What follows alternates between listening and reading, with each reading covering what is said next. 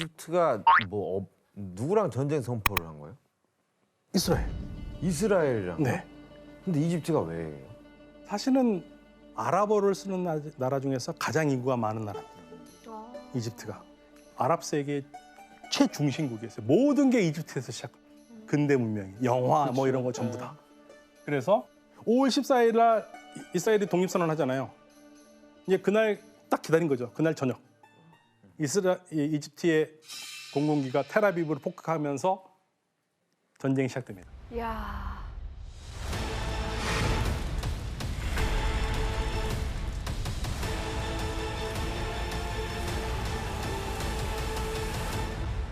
그러니까 이스라엘이 국가 선언을 딱 할 때까지 기다린 거구나. 그렇죠. 아. 딱 선언하는 날. 자, 여기가 지금 이집트 맞습니까? 네. 이스라엘은 여기 있습니다, 지금. 여기는 지금 팔레스타인이고 요르단이 있죠. 그러니까 어떤 나라들이 오겠습니까? 이집트 가죠, 요르단 가죠, 이라크도 가죠, 시리아, 레바논. 야. 이스라엘을 둘러싼 아랍 국가들이 이렇게 한 마음으로 이스라엘 건국을 막아선 그 이유는 뭘까요? 팔레스타인을 지키기 위해서일까요? 이 전쟁의 핵심은 땅 따먹기입니다. 전쟁에 참가한 나라들 모두 팔레스타인 땅이 욕심났던 거죠. 그렇죠. 성지기도 하고. 네, 붙어있는 땅들이니까. 그런 와중에 팔레스타인 사람들에 대한 이스라엘의 학살은 아랍 국가들이 움직일 수 있는 좋은 명분이 됐던 거죠.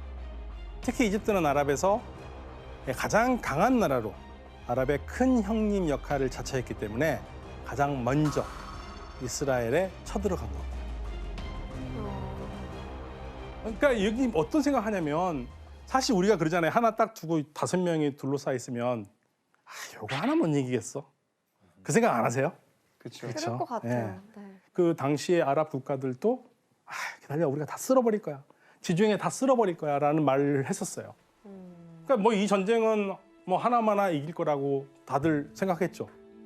예. 그런데 사실 아랍 연합군에는 아주 치명적인 문제가 있었는데요. 아랍 연합군에 제대로 훈련받은 병사가 많지 않았다는 거죠. 그러니까 연합국이 들어갔으면 조율을 해서 들어가야 되잖아요. 조율이 안 됐습니다. 갖기로 했구나. 네, 그러니까 결정적으로 5나라가 손발이 맞지 않았어요. 말만 연합군이지 아랍 연합군을 지휘할 총지휘관이 없었던 거고요. 각자 자신들의 땅을 넓히는 데 굉장히 노력을 했습니다. 그런데 이스라엘이 원래는 아랍인들로부터 유대인 정착촌을 지키던 그 민병대가 있거든요. 하간나라는 민병대가 국가가 만들어지면서 정규군이 돼요. 근데 훈련이 잘 돼 있었어요. 투철하고. 그래서 이 강력 그리고 영국과 같이 2차 세계대전에서 같이 싸우기도 하고.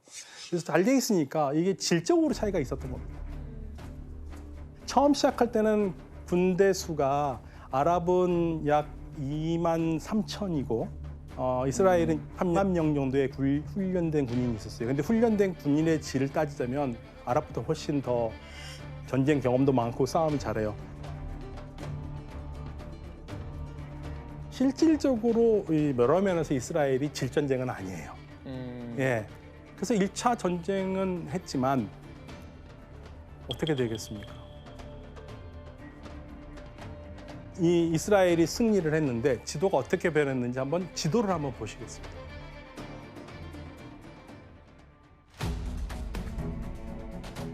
예, 그러니까 분할할 때는 56%였는데 이 이스라엘이 이 팔레스타인 땅의 약 78%를 차지합니다. 78%. 예. 그 나머지 22%는 이집트와 요르단이 차지한 거죠.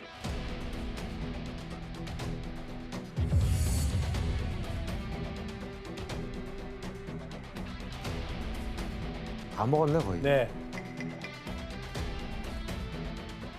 이 전쟁으로 어마어마한 난민이 발생합니다. 70만 명이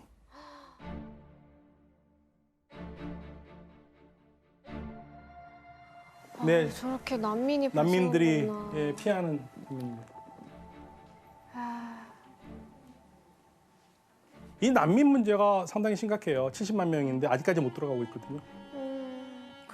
그래서 그 상징으로 팔레스타인 사람은 자기 집 열쇠도 네. 갖고 있다고 해서 돌아가고 싶다. 자기 열쇠도 들면서 그래서 열쇠 보면 그런 상징물이에요.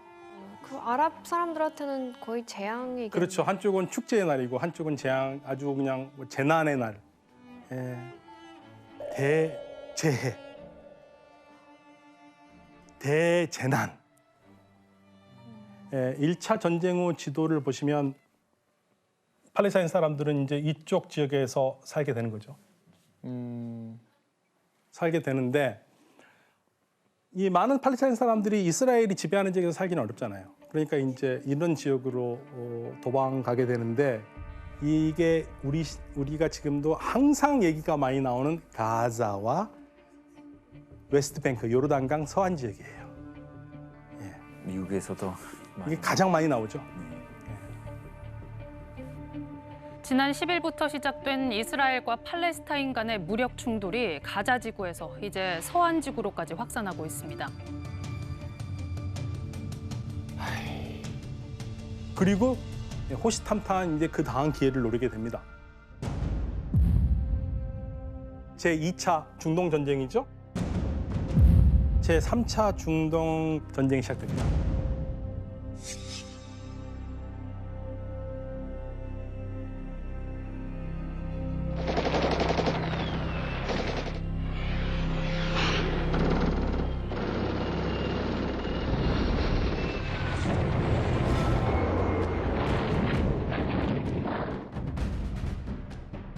(49년) 중동 전쟁이죠.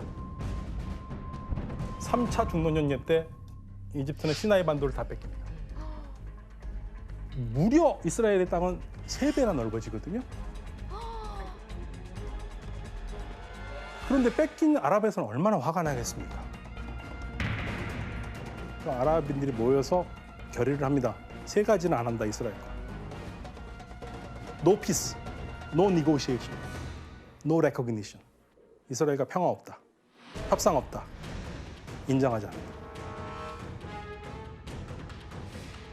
그런데 이집트는 나스르가 있었잖아요. 나스르가 아랍 민족주의자의 아버지인데 이 사람이 70년에 죽습니다. 70년에 죽은 다음에 후임이 아나루 사다트 대통령인데 사다트 대통령이 새로 정권을 잡으면서 이스라엘한테 시나이 반도를 가져오고 싶었어요. 또다시 이스라엘을 공격합니다.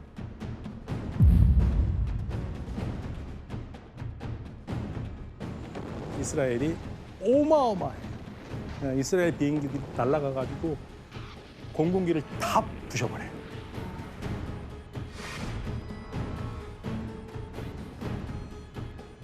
이집트가 아랍 국가들이 우리 전쟁할 테니까 우리 도와라. 뭘 도우겠습니까? 아랍 국가들이 돈. 석유. 석유. 석유를 이스라엘을 지지한 나라에게 석유를 안 파는 거죠. 석유 금수 조치가 들어가요. 석유값이 뭐 1배, 2배도 아니고 너무 기하급수적으로 오르니까 이거 삶이 안 되죠. 1차 석유 파동이잖아요. 73년.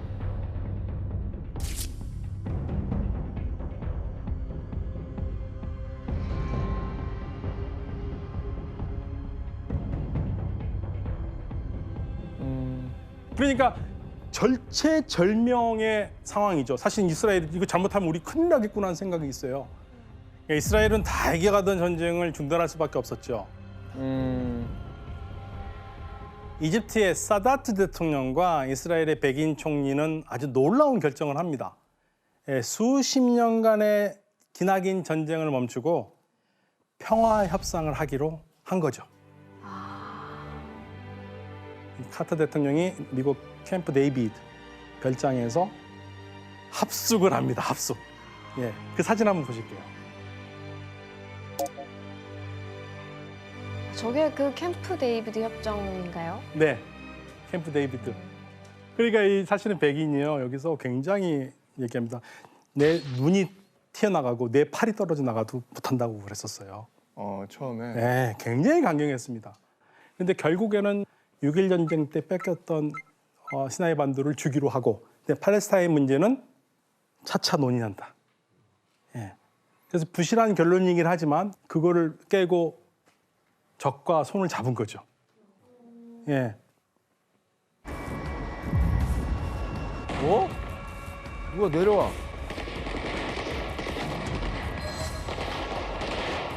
어?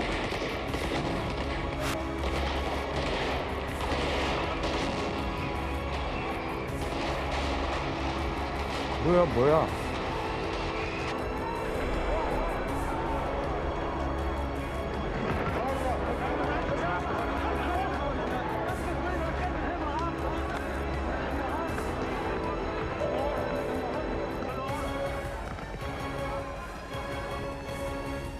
81년에 바로 이 행사장에서 쉽게 말하면 대통령 사열하는 거예요. 그 대통령이 앉아 있고 내외 기빈 앉아 있는데 사열하고 있던 그 군인들이 나와서 튀어나와 가지고 총을 쏜 거죠. 네. 그래서 이 이스라엘이 국가를 선포한 이후에 수십 년에 걸쳐서 4번의 전쟁을 하고 결국에는 처음으로 평화를 가져왔던 대통령은 이렇게 비극으로 삶을 끝내요. 저분도 이렇게 굽히고 들어간 건데 사실 그 네. 나라를 위해서. 너무 안타깝다.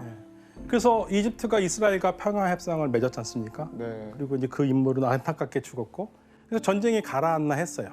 끝났나 했더니 이번에는 또 다른 나라 한 나라가 이스라엘에게 계속 공격을 하려고 그래요.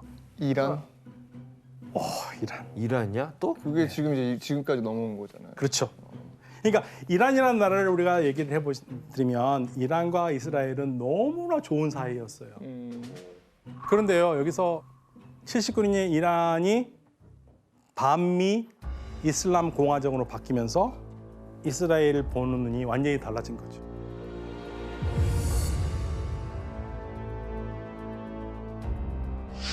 그러니까 이란이 79년 이전에는 세속 왕정이었어요. 그래서 근대화를 하기 때문에 친미 국가였고 세속 왕정이었고 전혀 문제가 없었던 나라.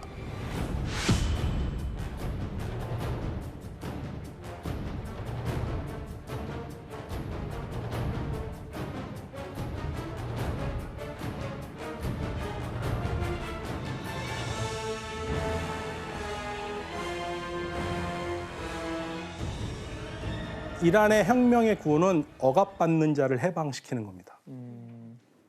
이란의 입장에서 억압받는 자는 팔레스타인 사람들이에요. 팔레스타인 사람들 해방. 그래서 이란이 이스라엘을 얼만큼 싫어하냐면요, 국가로 인정하지 않을 뿐더러 지금도. 그럼요. 어느 정도가 말씀드릴까요?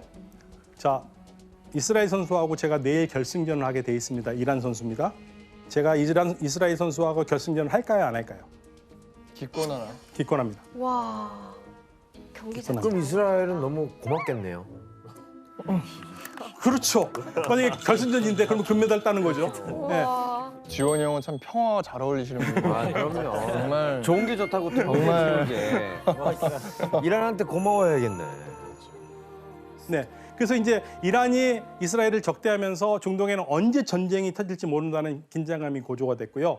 이렇게 이스라엘과 팔레스타인 간의 문제는 두 나라 문제면 간단하게 해결될 수도 있어요. 이게 두 나라만의 문제가 아니에요. 그러니까 중동 여러 국가, 미국, 소련, 영국 여러 국가들이 계속 얽혀 있으니까 늪으로 빠지는 거죠. 그럼 팔레스타인이라면 어떻게 대항하시겠어요? 그냥 깎아갈까 아무 생각도 안 날 것 같은데요. 그러니까 팔레스타인은 테러로 맞섰습니다. 말 그대로. PLO라는 걸 만들어졌는데 팔레스타인 해방기구. 64년에 생겼는데 본격적으로 활동을 하기 시작해요. 이제 이렇게만 당하고 있지는 않겠다. 저항을 하면서 전 세계에 자신의 존재를 알리는데요. 그런 결정적인 사건이 있죠. 아시죠? 결정적인 사건. 미넨 올림픽 테러. September 72, Munich, West Germany.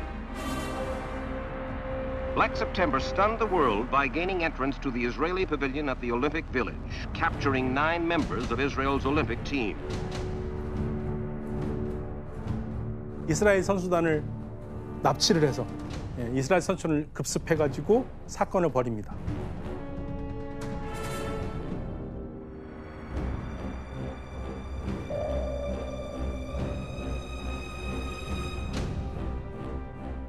얼마나 무섭겠습니까?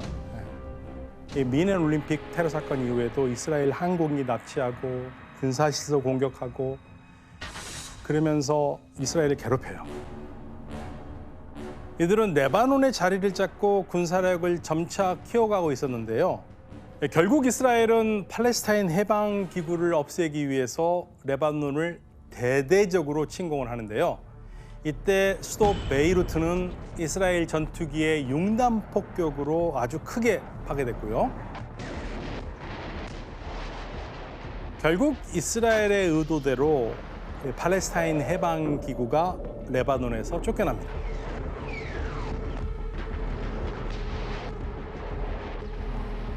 이 과정에서 많은 사람이 죽습니다. 무고한 양민들이 엄청 죽어요. 예. 팔레스타인 사람들 이제 끝까지 갔겠네 이제. 참기 힘들겠죠. 그러니까 이제 그런 결정적인 계기가 1987년에 일어납니다. 그러니까 팔레스타인의 전 민중이 들고 일어나거든요. 예, 그걸 인티파다라고 그래요.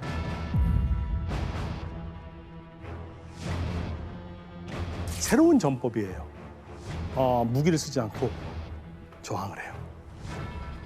이 저항 운동이 무려 6년이 갑니다. 인티파다.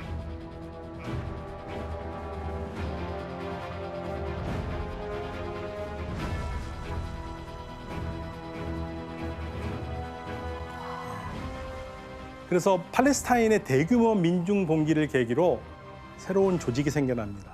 하마스라는 조직인데요. 하마스가 여기서 나오는 네, 한번 들어보셨죠? 가자 지구에 그렇죠. 특히 있는 네, 그러니까 이스라엘 파괴를 목적으로 하고 이스라엘 파괴한 자리에 이슬람 국가를 세우는 게 이들의 목적입니다. 본인들의 신을 네. 위해 자신들의 믿음을 할 수 있는. 두 번째 뇌관은 소련에서 터집니다. 1990년대 초 소련이 해체되면서 소련에 살던 유대인들이 이스라엘로 대규모로 입국한 거죠. 그 수가 무려 200만 명에 달했습니다. 그 사람이 늘어나면 뭐가 필요하죠? 땅과 그렇죠. 물자가 필요하죠. 땅이 필요하죠. 정착촌을 어디다 짓겠습니까? 팔레스타인 땅에. 팔레스타인 사람들 사는 땅에 짓겠죠. 그럼 팔레스타인 사람들은 점점 더 살 곳이 없어지네요. 그렇죠. 그러니까 팔레스타인 사람들의 있는 그 지역에 땅이 있으면 거기 공터가 있으면 거기다가 짓는 거죠. 그리고 이제 또 세 번째 내관이 있죠. 미국과 이라크 간의 걸프 전쟁. 기억하실지 모르겠습니다만은 91년에 사담 후세인이 미국을 곤혹스럽게 하기 위해서 이스라엘 쪽에다가 스커드 미사일을 쏘죠.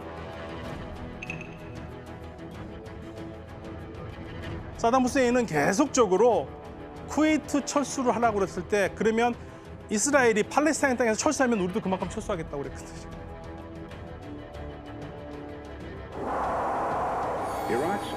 온다.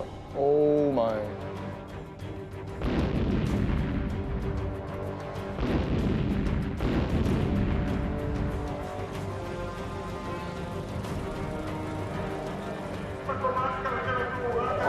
진짜 저 사람들은 무슨 죄야.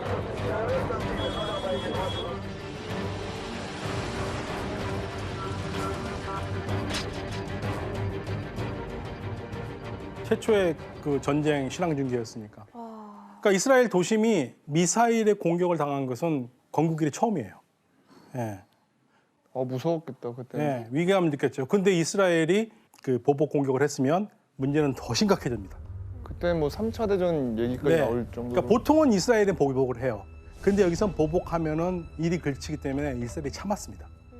안 참았으면 정말 큰일 났거든요. 야 근데 저거 참기 너무 힘들었겠다. 와. 그래서 이런 상황들이 굉장히 좀 여러 가지로 악재들이 겹치는 상황이잖아요. 그러니까 뭔가 돌파구가 필요했습니다. 그래서 이제 이스라엘이 이 팔레스타인과 평화 협상을 시작합니다. 어디서? 예, 노르웨이 오슬로에서 시작합니다.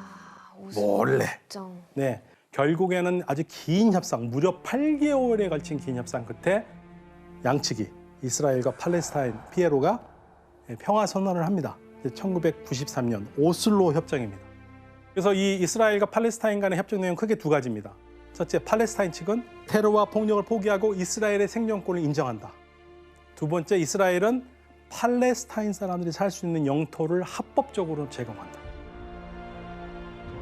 그러니까 팔레스타인은 평화를 이스라엘에게 주고 이스라엘은 그 반대급부로 땅을 주겠다는 겁니다.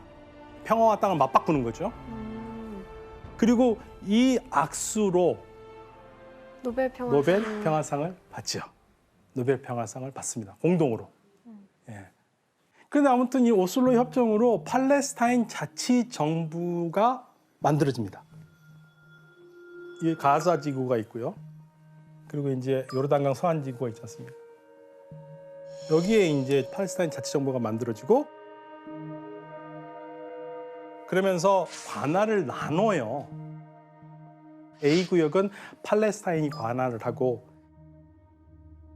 이 B 구역은 공동 관할을 하고 C 구역은 이스라엘이 관할하는 겁니다. 그런데요, 여기서 오슬로 협정에는 큰 허점이 있었습니다. 바로 유대인 정착촌 문제가 빠져 있었던 겁니다. 정착촌을 어떻게 할 것이냐 이거죠. 왜냐하면 이 정착촌이 마치 우리가 좀 나쁘게 하면 알바키처럼 있거든요, 팔레스타인 땅에. 그러니까 나라를 세워도 이걸 어떻게 해야 되는지 이게 어려운 문제인데 이 문제를 언급을 못했어요. 해결이 안 됐고, 그러니까 결과적으로 오슬로 협정 이후 2018년까지 서안 지구에는 유대인이 차지하는 정착촌, 그 정착촌 주민이 4배나 늘어나요. 정착촌에 사는 주민이 4배. 그러니까 이제 팔레스타인에서는 오슬로 협정 자체에 대해서 반발하는 목소리가 굉장히 높았습니다. 근데 이제 이 불만이라는 것은 팔레스타인 쪽에서만 나온 건 아니에요. 이스라엘에서도 다 좋아한 건 아닙니다. 그러니까 결국 그러한 불만이 큰 사건으로 이어지죠. 그러니까 이스라엘은 우파 청년들이 있을 거 아닙니까? 우파 사람들의 눈에 누가 가시겠습니까? 평화협정을 이끈 라빈 총리가 눈에 가시죠. 그래서 결국 이스라엘 극우파 청년의 총에 라빈 총리가 암살되는 사건이 벌어집니다. 이집트 사다트 대통령처럼요. 배신자의 꼬리표가 붙은 거죠.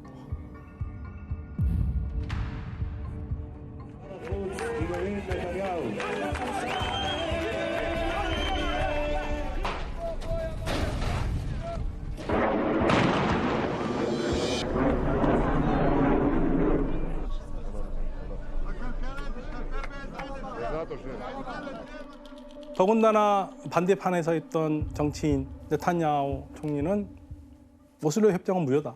완전 강경파. 네, 강경파죠. 그러니까 평화를 위해서 한 발짝 간 듯했지만 다시 여러 발짝 뒤로 간 거죠. 그리고 나서는 진전이 없게 되는 겁니다. 그리고 라빈 총리의 빈자리들이 어떻게 메꿔지냐면 이제 강경파 총리들로 메꿔져요. 당시 이제 불도저라는 별명을 가졌던 이스라엘의 정치인 아리엘 샤론, 원래 이제 군 출신이고요. 2000년에 어마어마한 사건이 벌어지는데 이스라엘이 통치하고 있는 게 지금 예루살렘이거든요. 그리고 성전산이 있는, 성전산 외에는 무슬림들의 중요한 종교적인 상징인 황금 바이돔 사원과 아크사 모스크가 있는데 거기는 사실 뭐 이스라엘 사람이라면 자유롭게 드러날 수 있지만 이게 이스라엘의 극우파 정치인이 거기를 간다라는 것은 이건 또 다른 문제거든요. 그런데 이 아리엘 샤론이 무장경찰 호위병을 데리고 올라가죠, 성전산에. 그러니까 뭘 보여주고 싶으면 이 성전산은 이스라엘 거라는 걸 보여주고 싶었던 거예요. 그런데 이제 그거를 가만히 두고 볼 사람들이 아니잖아요. 거기 있는 사람 너무 분노하지 않습니까? 어디 감히 여기로 오냐 이거죠. 그러면서 뭐 던지고 항의하고 그러다 보니까 아리엘 샤론은 이때 이 돌을 던지고 하는 팔레스타인 사람들을 향해서 군인들에게 명령을 내립니다. 어떤 명령이겠습니까? 사살? 발포하라. 발포. 예, 발포하라. 그래서 발포를 해서 현장에서 팔레스타인 사람들이 13명이 직사했어요. 그리고 200명의 총상을 입었고 말 그대로 불에 기름을 부은 셈입니다. 그냥 돌 던졌을 뿐인데. 네.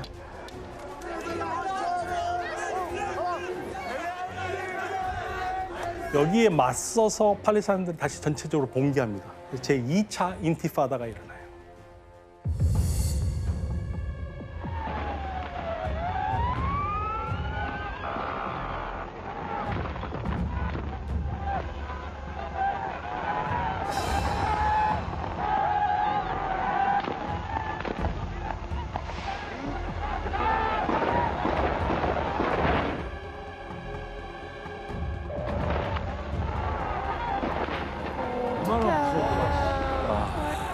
조심.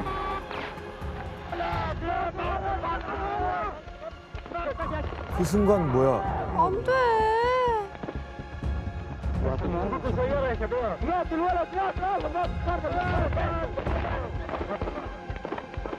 이제 아, 아,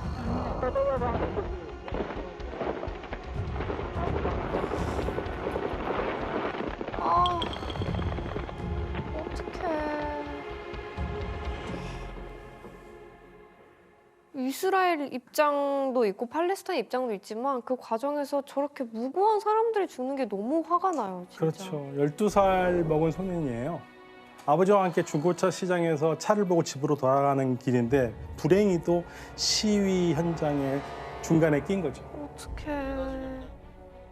그러니까 소년의 죽음을 보고 팔레스타인 사람들이 어떤 생각을 느꼈는지는 뭐 우리가 굳이 말할 필요가 없을 것 같고요. 그러면서 팔레스타인 사람들이 이제 극단적인 행동을 더 하기 시작합니다.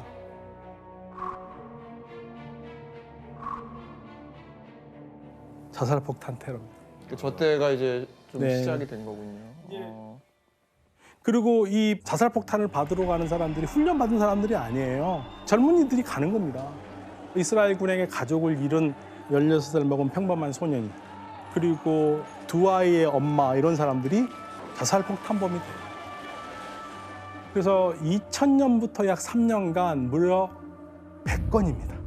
자살폭탄 테러가 이스라엘 전역에서 일어나요. 시내 식당, 카페, 슈퍼마켓, 버스 우리가 흔히 일상적으로 편하게 즐기는 공간에 아주 다 위험한 공간이 되고 2차 인티파다 기간 동안 무려 1000명이 넘는 이스라엘 사람들이 목숨을 잃습니다. 자살폭탄 테러. 그러니까 팔레스타인에서는 이렇게 전 국민적인 저항이 일어나는 가운데 그 아리엘 샤론은 군대를 동원해 가지고 강경하게 테러 진압에 나서요. 엄청나게 강경하게 진압합니다. 예, 이스라엘이 또 진압을 하면 팔레스타인이 또 가만 안 있습니다. 또 같이 또 테러를 해요. 예. 저거 뭐 어떻게 해결해야 돼? 어른들이 자살폭탄 테러를 벌였다면 아이들은 이스라엘 군인들에게 돌을 던졌습니다. 영상을 한번 보시겠습니다.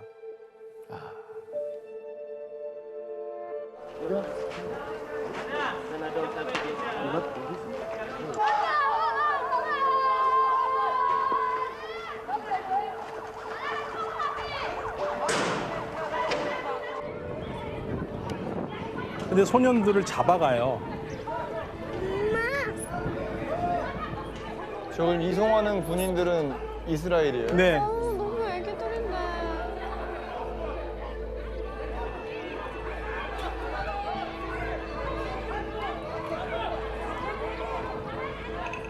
애기들은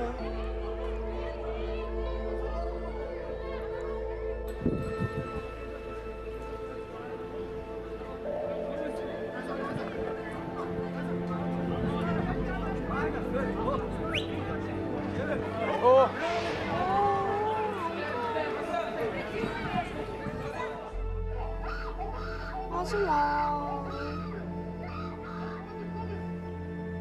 참 어려워요. 그러니까 이렇게 돌을 던지는 어린 아이들도 무조건 잡아가서 감옥에 집어넣고 그리고 영장 없이 팔레스타인 민간인을 최대 6개월까지 구금할 수 있거든요. 예. 아이들은 그냥 계속 감옥에 살게 그렇죠. 되는 거예요? 어려도 그냥 잡아가는 거예요. 그러면서 이제 아예 그 싹을 없애버리겠다는 얘기죠. 이렇게 하면 무서우니까 안 할 거라고 생각을 하는 거고. 그럼에도 불구하고 무력 진압이 통하지 않는다는 걸 깨달아요. 그러니까 세계에서 가장 큰 감옥을 만든 거죠. 아 진짜 이제 감옥을 설치했네.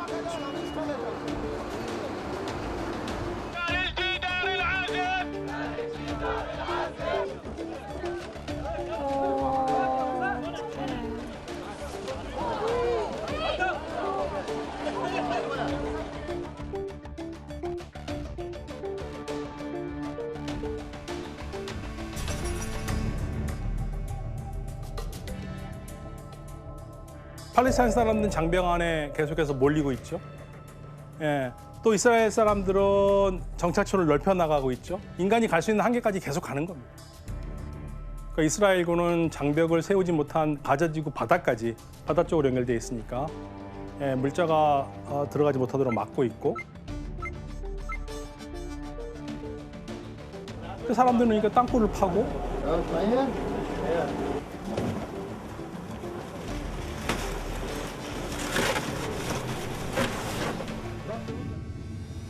땅굴을 파면 또 발견하면 이스라엘은 파괴를 하고 계속 이 상황이 반복이 되는 겁니다.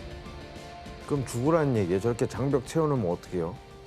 가자 쪽 뭐 식량도 지금 부족해서 밥 먹으려고 지금 이집트 땅굴 파고 가는데 그렇죠. 그거 막아놓으면은 그럼 뭐 굶어 죽으라는 얘기인 거예요? 그러니까 뭔가 할 수 있는 지금 뭐 통로가 없습니다. 그러니까 완전히 사람들은 고립돼 있고요. 상황이 이렇게 절망적이다 보니까 2006년부터 가자지구에서는 하마스가 압도적으로 집권을 하고 이끌어가게 되거든요. 그러니까 완전히 분리가 돼버렸어요. 그래서 서로 간 감정이 극적으로 치달아가던 2014년에는 결국 하마스하고 이스라엘이 대대적으로 전쟁을 벌이거든요. 전쟁의 발단은 두 나라 간의 참혹한 보복극에서 시작합니다. 2014년 6월 이스라엘 10대 소년 3명이 살해된 채 발견됩니다.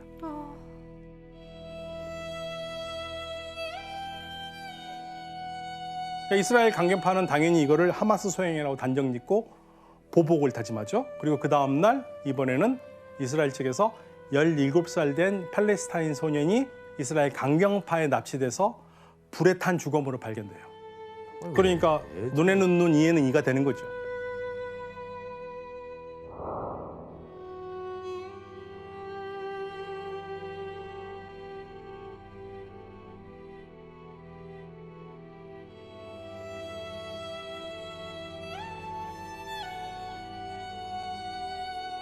아이들을 잃은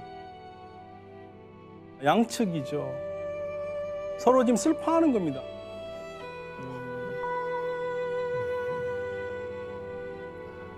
그래서 이 사건은 이스라엘과 팔레스타인에서 증오의 기폭제가 됐고요. 양측은 모두 피해 복수를 다짐합니다. 열흘 뒤 이스라엘은 가자지구 내부에 특수부대를 포함해서 6만 명의 지상군을 투입하고요. 전면전을 벌였고 전쟁을 시작을 하는 거죠.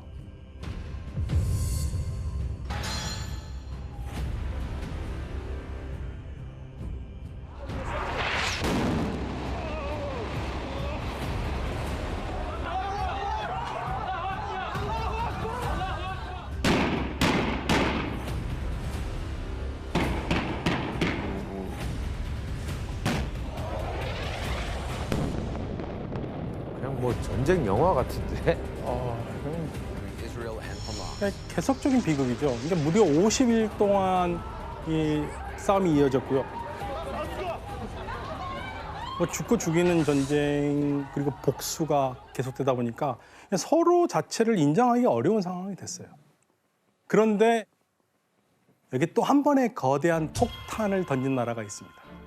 또 미국이에요? 네, 미국입니다. 2017년 12월 달에 트럼프 대통령이 폭탄 선언을 하죠. My announcement today marks the beginning of a new approach to conflict between Israel and the Palestinians. In 1995, Congress adopted the Jerusalem Embassy Act, urging the federal government to relocate the American embassy to Jerusalem and to recognize that that city, and so importantly, is Israel's capital.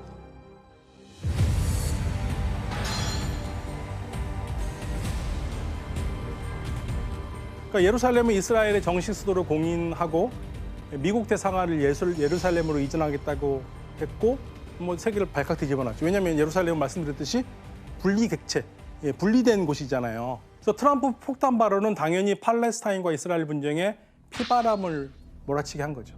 그러니까 이제 하마스가 이스라엘에 로켓포를 쐈고 이스라엘은 당연히 가만 안 있죠. 공군으로 압도적인 힘으로 공격을 하니까 가자 지구 중심부를 폭격을 하니까 이 과정에서 민간인도 죽게 돼요.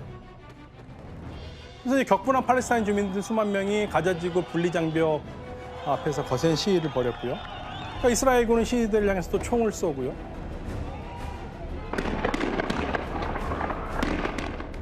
이날 하루 동안에만 팔레스타인 주민 60여 명이 죽고 2,700여 명이 다치는 참사가 일어납니다.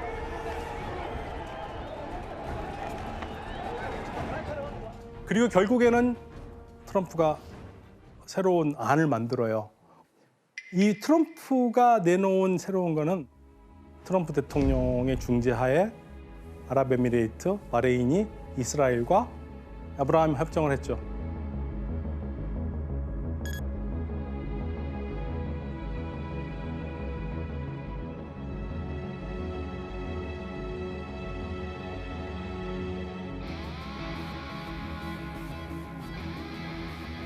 뜻이 없어. 그래서 이스라엘과 팔레스타인 간에 이어져 온 이 피로 피를 씻는 100년간의 분쟁을 해결할 수 있는 방법은 정말 어려워요.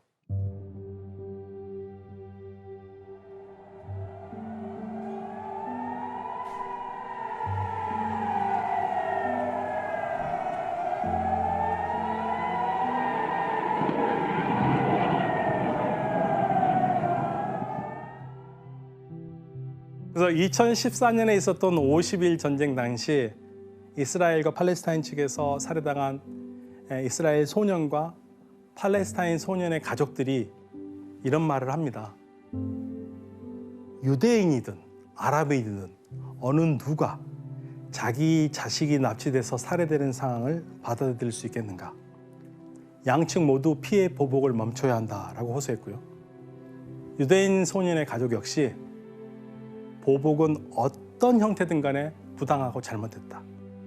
살인은 살인일 뿐이다 라고 하면서 팔레스타인과 이스라엘의 갈등을 멈추자고 했습니다.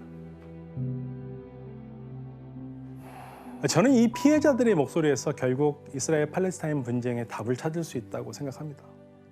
국제 정치 질서는 냉정합니다.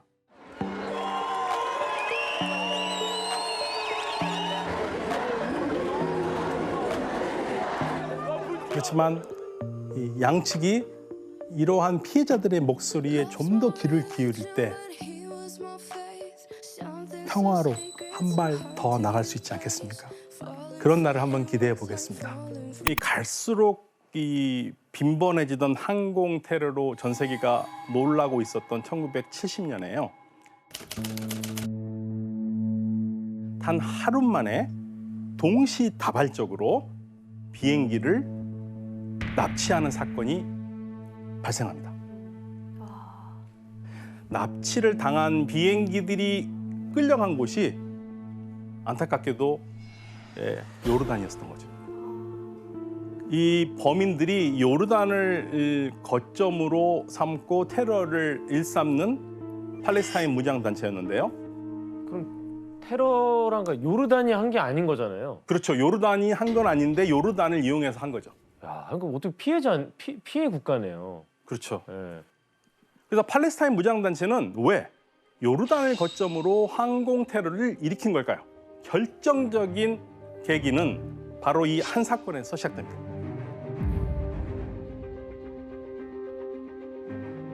1948년 5월에 이스라엘이 유엔으로부터 분할받은 땅을 자기 국가로 선포하면서 이스라엘이라는 나라가 만들어졌습니다. 그래서 분열됐던 팔레스타인 사람들은 쫓겨날 위기에 처해 있었어요. 그런데 이들에게 희망은 하나 있죠. 주변에 있는 아랍 국가들이 같은 아랍어를 쓰니까 도와줄 거다. 예, 도와줄 거다. 그리고 사실은 아랍 국가들도 우리가 다 도와준다고 얘기를 했거든요. 그러니까 바로 그 다음 날 전쟁이 시작됩니다. 그게 중동 전쟁. 그렇죠. 제1차 아랍 이스라엘 전쟁입니다. 뭐 이집트를 필두로 해서 요르단, 시리아 등 모두 5개 나라가 이스라엘을 공격을 하는데요. 결과는 어떻게 됐을까요? 이스라엘이 네. 그러면서 이 전쟁에서 아랍 연합군이 패배를 계속합니다. 그리고 패배한 것뿐만 아니라 이 전쟁으로 이스라엘이 이 팔레스타인 땅의 약 78%를 차지합니다. 그래서 무려 난민이 70만 명이 발생해요. 70만 명이 갈 데가 어디 있겠습니까? 주변 아랍 국가로 흩어지겠죠. 예. 이 난민 문제가 상당히 심각해요. 그때 당시 팔레스타인 사람들은 그래도 언젠가는 해결되겠지 하고 기다리겠죠. 근데 48년부터 기다렸는데 자신들이 살고 있는 나라에서 뾰족한 수를 내지를 못해요. 그러면 당연히 어떤 마음이 들겠습니까? 팔레스타인 사람. 원망하겠죠, 이스라엘. 원망하고 이스라엘만 원망하는 게 아니라 당신들을 믿고 우리가 기다렸는데 아무것도 안 하고 이게 뭐냐.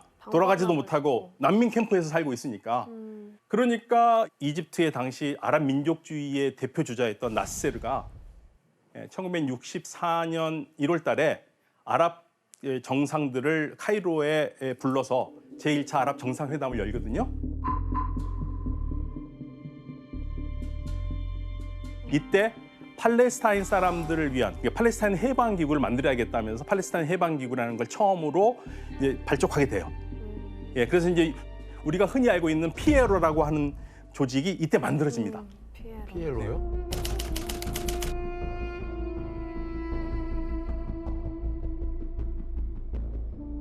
그런데 이 조직이 가지고 있는 한계가 있었어요.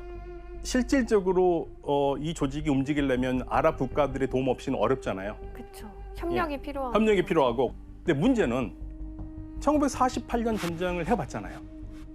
전쟁은 했는데 정말 못 이겼거든요. 네.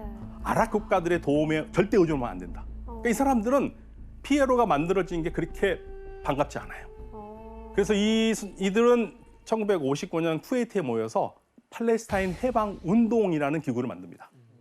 보통 약자로 파타라고 우리가 한국말에서는 쓰거든요. 예, 파타라고 그러는데 이 파타에서는 오로지 무력만으로 팔레스타인의 해방이 가능하다고 봤고 아랍 국가들의 도움에 절대 의존하면 안 된다. 오로지 우리 운명은 우리가 결정한다. 그 마음으로 시작을 했는데 이 조직의 대표가 바로 우리가 많이 들었던 이름입니다. 야세르 아라파트입니다. 아라파트. 예, 많이 들어보셨죠? 아라파트. 네. 부모님이 그 팔레스타인 난민이에요. 예, 본인은 카이로에서 태어나거든요. 그런데 아랍 국가 사람들이 아라파트 같은 사람들을 좋아하겠습니까? 엄청 싫어하거든요.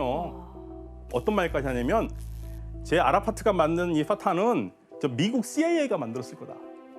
미국 CIA가 만들어서 이 팔레스타인 사람들을 분열시키기 위해서 예, 그런 식으로까지 비난을 했어요. 그러니까 노선이 너무 안 맞은 거예요. 분탕한다고 생각했지. 그런데 1967년 6월 달에 제3차 아랍 이스라엘 전쟁이 벌어지는데 이게 그 유명한 6.1 전쟁입니다. 네, 이스라엘이 성공을 했고요. 성공을 한 상태에서 아랍이 속수무책 당합니다. 아랍은 너무 좌절해요. 전쟁만 하면 전쟁에서. 계속 지네. 자, 그렇게 하면 이제 누구 말이 맞게 된 겁니까? 아라파트. 근데 아라파트의 말이 더 맞는 게 돼버렸죠. 그렇죠. 예, 아랍 국가들 믿어가지고 될 수 있는 게 뭐가 있냐. 우리끼리 해야 된다. 그러면서 특히 아랍 세계의 지도자 나세르는 무력 투쟁을 줄기차게 외치고 실행하던 파타를 지원하기로 마음을 바꿉니다. 그러니까 3차 중동 전쟁이 끝나고 나서 아라파트의 지위가 좀 올라간 거예요. 그렇죠. 그러면서 68년에 아주 중요한 사건이 일어납니다. 이 파타는 지속적으로 이스라엘 쪽에 공격을 했거든요. 게릴라전을 계속하고. 그러니까 이스라엘도 도저히 못 참겠는 거예요. 그래서 이스라엘이 이건 도저히 안 되겠다. 그러면서 이 파타라든지 무장단체들이 많이 있었던 이 요르단의 카라메라는 마을이 있습니다. 카라메라고 그러는데요. 거기를 이제 공격을 하죠.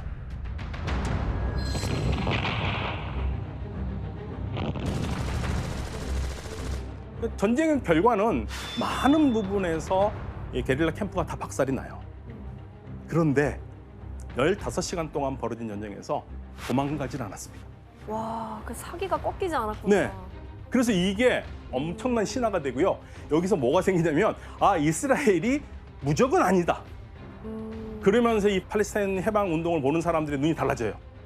그러면서 이 각지에 있었던 팔레스타인 난민들도 나도 지원하겠다 하면서 이 조직에 뛰어들기 시작하고 아랍 국가들도 지원하기 시작합니다. 그러면서 아라파트가 피에로 대표가 됩니다. 그런데 이 피에로라는 조직이 큰 조직이고 여러 조직이 있다 보니까 이 안에서도 무력을 써도 강경파가 있고 온건파가 있을 거 아니에요. 그래서 그 조직도를 한번 보시겠는데요. 이거는 70년대에 활약했던 그 조직도입니다. 굉장히 어렵죠. 8개가 있네요. 네. 가장 큰 게 파타고요. 그리고 테러를 많이 일으켰던 게 이제 팔레스타인 해방 대중 전선인데 이게 사회주의, 막스 레닌주의를 따르는 급격한 사회주의 혁명 세력이에요. 공산주의인가요? 그렇죠. 이 조직은요, 팔레스타인 문제는 절대 평화적으로 해결할 수 없다. 그럼 해결할 수 없으면 어떻게 해야 되느냐? 납치, 테러, 뭐 이 강경한 걸 서슴지 말아야 된다는 게 이 사람들이 가지고 있던 생각이에요. 그러니까 이 단체가 우리나라에게 처음 알려진 사건도 있습니다. 이게 어떤 사건인지 한번 영상으로 확인해 보시겠습니다.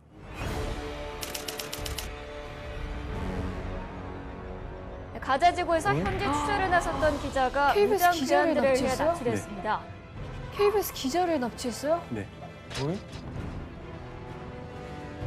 팔레스타인 무장단체에 납치된 한국인 기자는 KBS 두바이 특파원인 용태영 기자입니다. 용 기자와 프랑스인 2명 등을 납치했습니다. بمعاقبتهم وملاحقة جميع من هم موجودين في البلد من رعايا أجانب وغيرهم من مستهدفي الأطراف.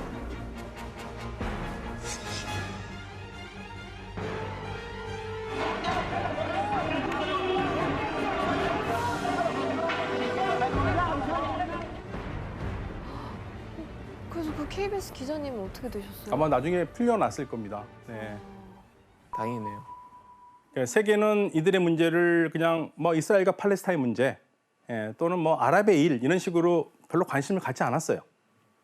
그런데 이들이 이 벌인 테러가 엄청난 파괴력을 가졌어요. 전 세계적으로. 그러니까 9.11 테러가 있기 전까지 이 최악의 항공기 테러 사건으로 보통 얘기합니다.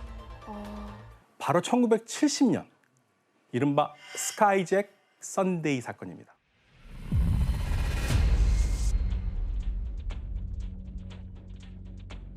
예, 1970년 9월 6일 뭐 평상시와 다름없이 유럽 각지에서 뉴욕으로 향하던 비행기들이 있는데요. 이 비행기들이 갑자기 공중에서 납치됩니다.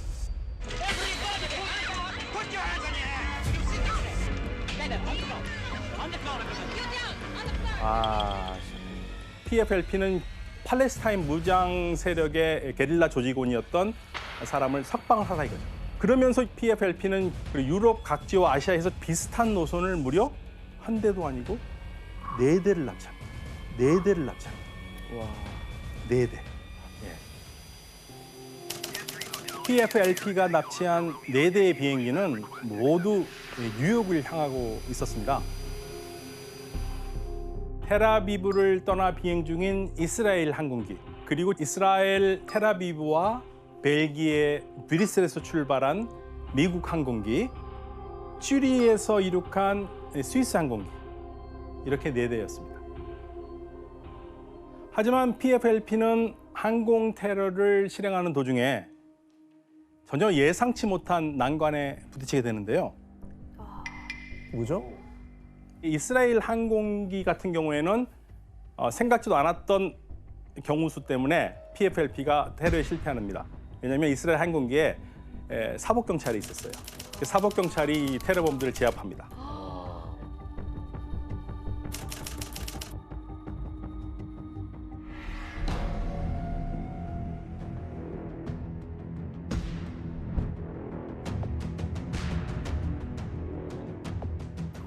근데 납치범들이 비행기를 옮기거든요. 그 옮긴 곳이 혁명공항이라고 자신들이 이름 붙였던 요르단의 자르카라는 마을입니다.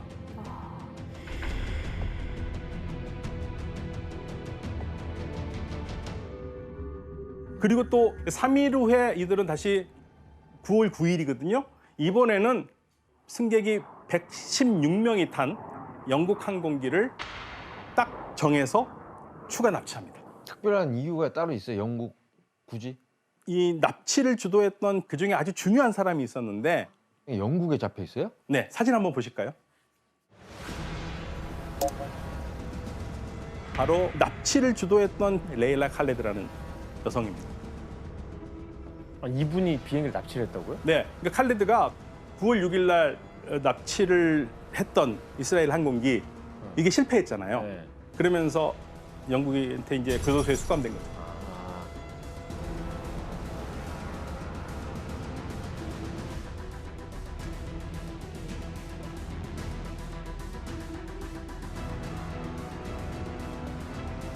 Concerning our demands and conditions, the release and the arrival to a safe place of our 3 prisoners in Switzerland in exchange for the Swiss hostages, the release of Comrade Layla Khaled and the martyr's body, and their arrival to a safe place in exchange for the British hostages.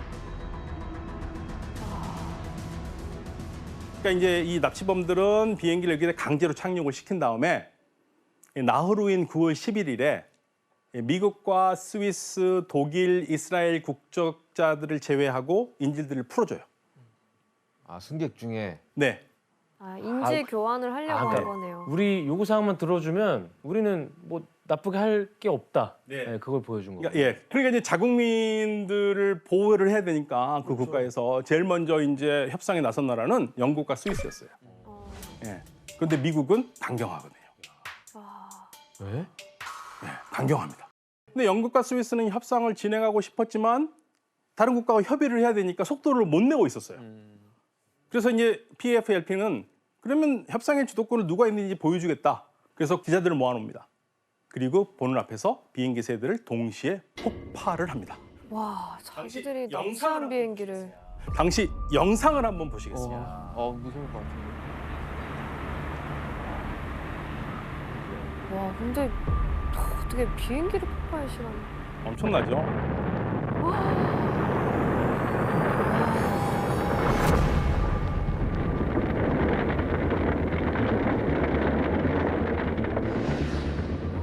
진짜 무시무시하네요. 진짜 심리적으로 엄청난 압박이 될 것 같아요. 그렇죠. 심리적으로 얼마나 압박이 되겠습니까? 그래서 가장 즉각적인 반응을 보인 나라가 있어요. 영국입니다. 영국은 폭파 다음 날인 9월 13일에 영국 BBC를 통해서 영국 인질에 대한 대가로 니네들이 원하는 그 칼레드를 설방할 거라고 무려 아랍어로 발표를 합니다. 와, 아랍어로? 네, 놀란 거죠.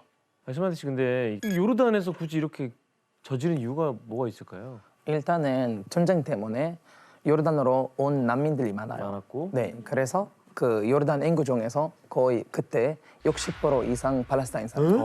60%요? 네. 진짜 많았네요. 그냥 뭐 팔레스타인들이 대부분이네요. 그러면 요르단은. 그렇죠. 사실은요, 아랍 국가들 중에서도 팔레스타인과 요르단이 굉장히 친했어요. 그러니까 동질감을 가지고 있었고, 그런데 또 안을 깊숙이 들여다보면 요르단 같은 경우에는 예루살렘 이 지역을 항상 자신의 땅이라고 생각했는데 그걸 차지해야겠다는 항상 그 꿈을 가지고 있었고, 팔레스타인은 요르단에서 거의 국민의 60%를 차지하다 보니까 이게 우리나라도 될 수 있겠다라는 생각을 하게 되는 겁니다. 그러면서 국왕을 계속적으로 위협하거든요. 네? 누가요? 팔레스타인 사람들이. 그리고 국왕 암살까지 시도합니다. 네, 무려 3번을 암살을 시도를 할 정도예요. 근데 왜 팔레스타인 편을 들어요? 요르단 입장에서는 참은 거죠. 그러니까 요르단이 참았어요. 어차피 이스라엘 안 좋아하니까. 그러니까 이스라엘 더 큰 악이구나라고 생각하는 그렇죠, 거구나. 그렇지, 이렇게. 그러니까 팔레스타인 무장 단체들은 목표를 세우고 지체 없이 요르단 국왕을 암살할 계획을 세우는데요. 그 결정적인 마지막 암살 계획이 비행기 납치를 벌이기 전 5일 전입니다. 9월 1일에 국왕의 차량 행렬에다가 총질을 하죠. 야, 와. 참 진짜. 네.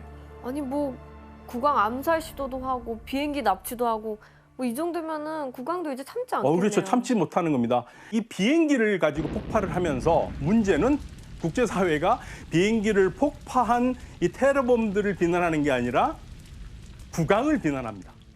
저걸 왜 냅두냐? 왜 그 가만두냐? 예. 와, 요르단 입장에서는 진짜 그러면서 이때 국왕이 돌이킬 수 없는 결단을 내리는데요.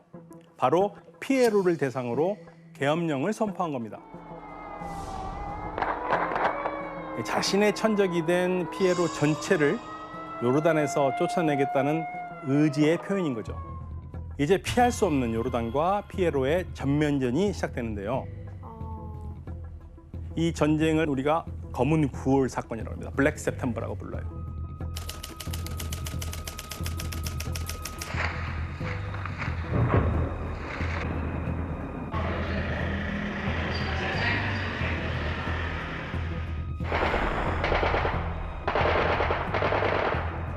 심각했군요. 진짜 심각했어요.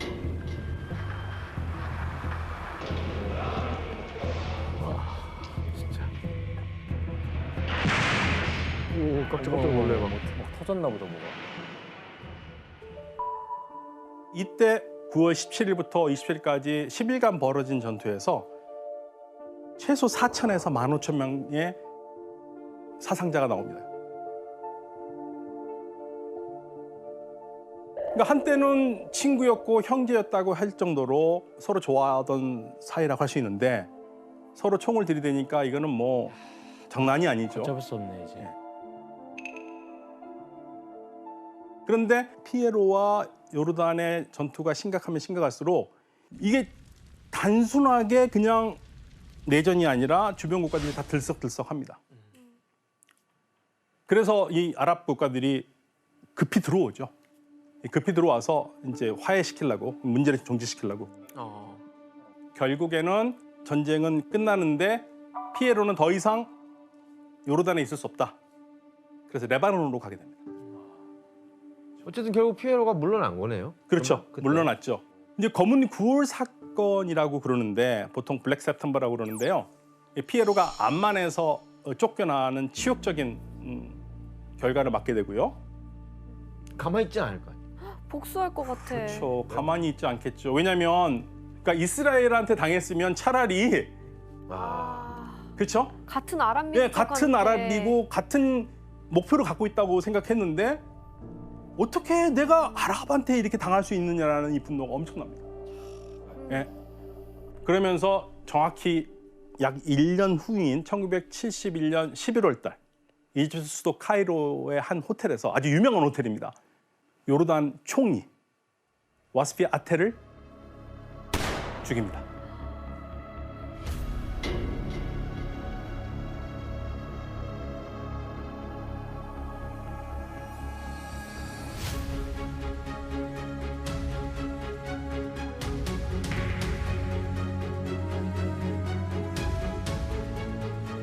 그러면서 암살을 하면서 자신들이 검은 9월단이라고 발표를 해요. 그러면서 피해 보복을 시작하는데요. 잘 기억해 두세요. 검은 9월단. 검은 9월. 네. 그리고 1970년에 요르단에서 항공기를 폭파했던 PFLP도 피에로와 마찬가지로 쫓겨납니다. 요르단에서. 근데 그때 뭐라고 그러냐면 이제는 더 이상 항공기 테러 같은 걸 하지 않겠다고 선언을 했어요.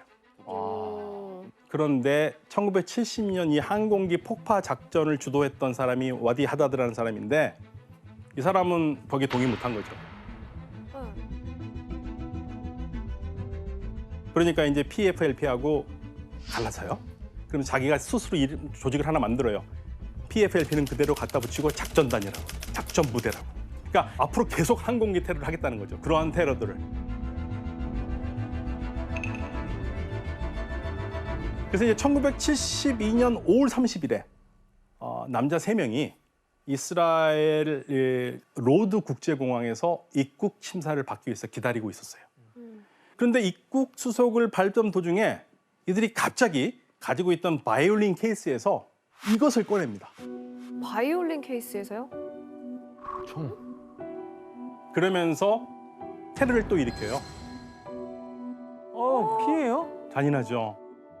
왼쪽에 보이는 게 이 바이올린 케이스거든요. 거기에서 자동 소총을 숨겼던 겁니다. 네. AK. 오, 웬일이야. 무슨 저 악기 케이스에서.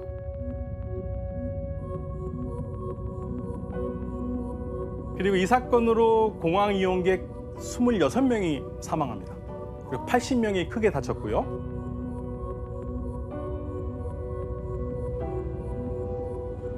너무 참혹하다. 문제는 사망자 대부분이 뭐 군인도 아니에요. 성지 순례를 온 외국인 순례객이거나 모두 이스라엘이나 팔레스타인과 관계가 없는 평범한 민간인이었어요. 사실 근데 유럽에는 어떻게 보도가 됐어요? 그러니까 어떻게 되냐면 한 사람은 이제 공항 경비대에 향해서 총을 쐈고 한 사람은 승객들이 있는 곳으로 수류탄을 던지고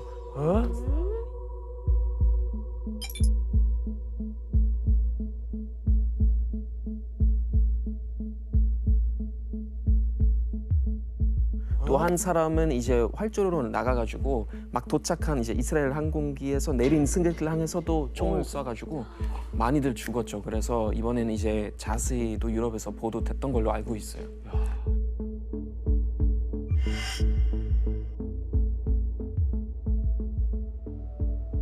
그러니까 우리가 이 사건을 눈여겨봐야 되는 가장 큰 이유는 이 PFLP가 어떠한 조건도 제시하지 않고 민간인을 무차별적으로 습격했다는 거예요. 타겟을 정한 게 아니네요. 네, 당시 뭐 전대미문의 사건이죠. 지금도 그렇지만 엄청난 충격이죠. 네. 그런데 이것만 충격이 아닙니다. 일본엔 적군파가 있습니다. 적군파요? 적군은 들어봤는데. 예, 적군 빨간 군대파. 아, 네. 적군파. 그런데 이 적군파는요, 1969년에 결성한 일본 좌파 테러 단체거든요. 폭력 제일주의를 주장하던 과격파였습니다. 그러면 왜 일본 적군파가 여기까지 왔느냐? 어떻게 아랍까지 건너와서 PFLP하고 협력을 했을까? 당시 이 기존 적군파의 계보를 이어받아서 적군파의 여대장이라고 불리는 지도자가 있는데 이 사람이 시게노부 후사코예요. 이 시게노부 후사코가 PFLP의 제안을 받아들인 겁니다. 그럼 도대체 이 여성은 어떤 인물인지 사진을 보시겠습니다. 궁금하다. 이 사진은 이 후사코가 2012년 옥중에서 출간한 에세이 집의 표지인데요. 우리 규현 씨가 한번 읽어주시죠. 제가요. 저기 왼쪽에 말씀하신 시게노부 후사코 이름이 써 있고 파레시나노 센주우카라 팔레스타인 전장에서라고 써 있고요. 책 제목은 혁명의 계절이에요. 그렇죠. 와, 규현 씨 일본어 몇 급이라 하셨죠? 3급인데요. 이야, 대단한데요? 예. 그러니까 시게노부 후사코를 선봉으로 해서 일본 적군파가 해외에 동맹도 만들고 운동 거점을 만들어야 된다는 생각을 했습니다. 그래서 레바논에서 적군파 아랍위원회를 만듭니다. 그리고 각종 국제 테러에 함께 참가를 해요.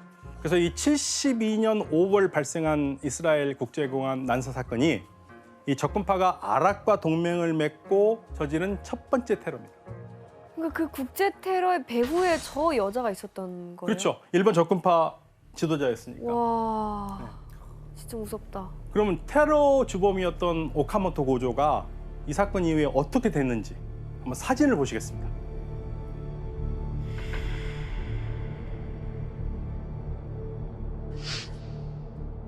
뭐야? 예?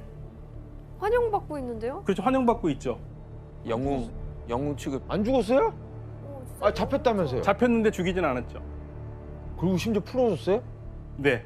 에? 왜? 그러니까 1985년 5월 달에 PFLP가 포로 교환하자 이거예요. 그래서 이때 오카모토 고조가 석방이 돼요. 대박이다. 지금 보신 사진이 바로 석방 직후 레바논에 도착해가지고 이 오카모토가 팔레스타인 민족 해방운동의 영웅으로 추앙받는 그 모습이에요. 팔레스타인 사람들의 영웅이 됐구나. 네. 저는 팔레스타인 조직이 일본과 연루돼 있었다는 건 처음 알았어요. 진짜. 그렇죠. 그러니까 이스라엘 국제공항 난사 사건이 성경하자 팔레스타인 해방 문제가 전 세계적으로 아무튼 입에 오르기 시작해요. 반향을 일으키기 시작합니다. 그러니까 무장단체들은 이런 상황에서 그런데 더욱 강력한 한 방이 필요했던 겁니다. 더 강력한 한 방. 이때 이들은 1972년 9월 국제사회의 이목이 집중되는 한 도시를 목표로 삼습니다. 72년 8월 달에 당시는 동서로 분단됐거든요. 네. 독일이. 그래서 서독은 36년 만에 다시 올림픽을 개최합니다. 1936년 베를린 올림픽이 있었죠. 히틀러 치하에서.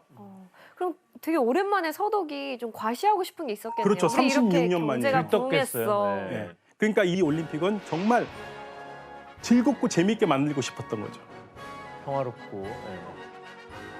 더 놀라웠던 것은 위성 중계된 최초의 올림픽입니다. 전 세계 이목이 집중된 큰 이벤트인 네. 거네요. 그렇죠. 그런데 이 최대 규모 올림픽에 누구도 예상하지 못했던 사건이 발생한 것은 대회 분위기가 어느 정도 한참 이제 고조되던 개막 열흘째거든요. 9월 5일입니다. 새벽 4시경. 이 조용한 미넨 주 경기장 인근이잖아요. 새벽 4시니까. 선수촌이 갑자기 약간 시끄러워졌습니다. 예, 왜냐하면 당시 캐나다하고 소련이 아이스하키 국가 대항전을 했어요. 근데 이제 캐나다 참가하는 선수들이 그걸 이제 밤새 보고 기분 좋게 술 마시고 이제 들어오는 거였죠. 그러니까 이 선수들이 이제 담을 넘으려고 보통 문으로 안 가고 가까우니까 이제 담을 넘어서 가려고 그러는 거죠. 문으로 가면 머니까. 그런데 넘으려고 보니까 자기하고 좀 비슷한 사람들이 또 있는 거예요, 애들이. 니네들 넘어가는 거 보구나. 다른 선수들인데. 네, 다른 선수인다고 그러니까 자기도 기분 좋고 그러니까 얘네들 뛰고 있으니까 서로 도와서 넘어간 겁니다. 어머. 담장을 넘어간 거지. 이들이 바로 미넨 테러의 실제적인 테러범이었던 거죠. 근데 그 캐나다 선수들은 전혀 몰랐던 몰랐죠. 거잖아요. 그냥 같은 선수들인 줄로 생각했어요. 그리고 당시 캐나다 선수들의 숙소가 바로 그 근처였거든요. 캐나다 선수들이 나중에 이것 때문에 평생의 죄책감에 휩싸여 살아요. 예.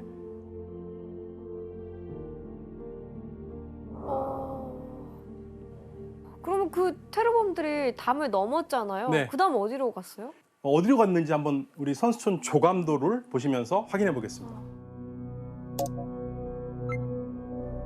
여기가 지금 테러범들이 간 건물이에요. 당시 이름은 코놀리 슈트라서 31번지 건물이고요. 저게 뭐예요, 저희가? 그러니까 이 건물에는 이스라엘 선수단의 코치 그리고 경기 심판 그리고 이제 선수단 단장 이렇게 해서 5개의 방으로 나눠서 지내고 있었어요. 이들은 지리를 잘 알고 있었어요. 잘 알고 있었기 때문에 거침없이 간 거죠.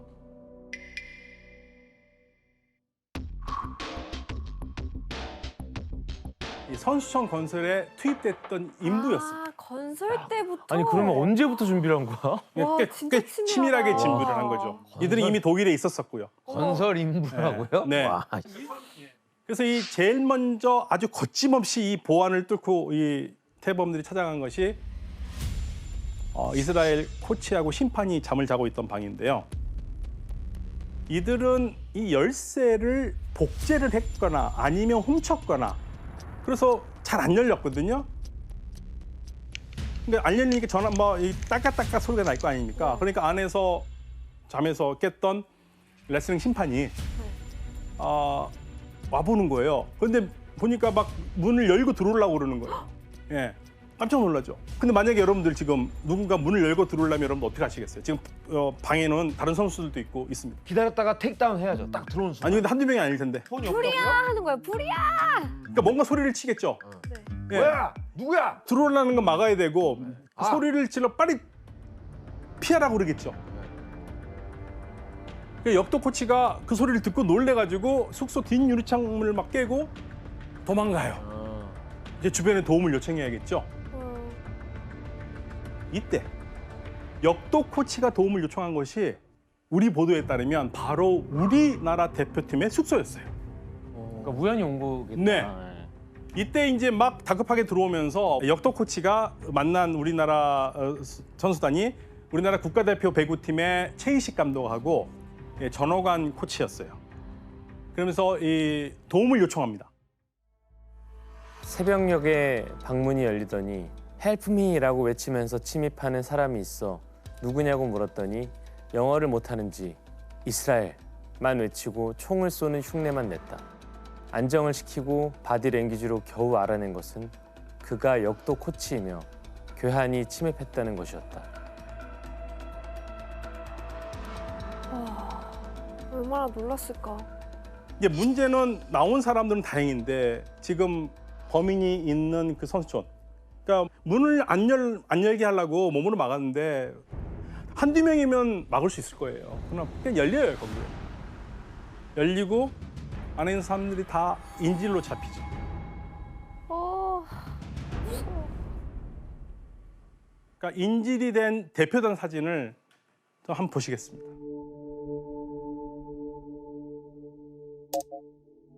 이거 보시면 11명이 문제를 당한 분들이에요.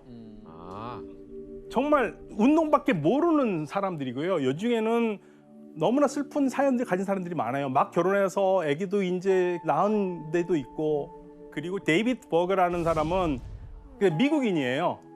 사실은 역도 선수로 올림픽에 나가는 게 꿈이었어요. 근데 미국에서 못 나가니까 이중 국적이어서 이스라엘 대표로 나온 거예요. 미국 사람이구나 그냥. 예. 그래서 이 선수들이 바로 여기에 잡혀 있던 거고, 그래서 이러한 상황에서 엄청난 혼란에 빠지죠. 선수들은 갑자기 느닷없이 새벽에 자다가. 예. 그러면서 이 테러범들은 인질들을 한 방에 몰아넣기 위해서 가장 먼저 습격했던 방으로 데려가는데요.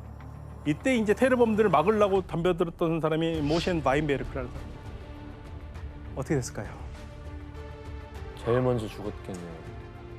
안타깝게도 총에 맞아 죽습니다. 예, 직사했고요.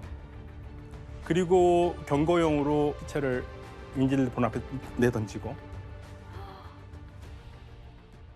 그러면서 이 요세프 로마노가 다시 덤빕니다. 총을 뺏기 위해서 기회를 노리면서. 이번에 성공했을까요?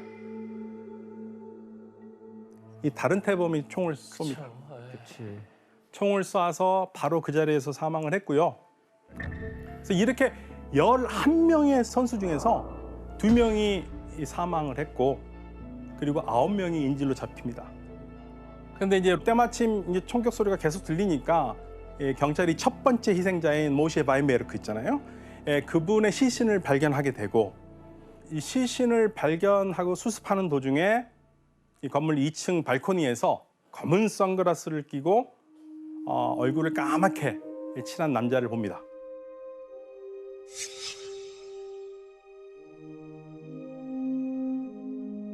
근데 이 남자가요, 경찰을 보자 어떠한 행동을 합니다. 그는 2층에서 종이 2장을 바닥에 던졌는데요. 뭐죠? 뭐죠? 제가 던진 쪽지에 남자의 메시지가 적혀 있습니다.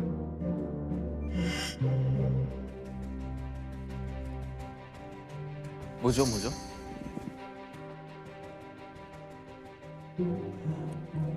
메시지가 담겨져 있습니다.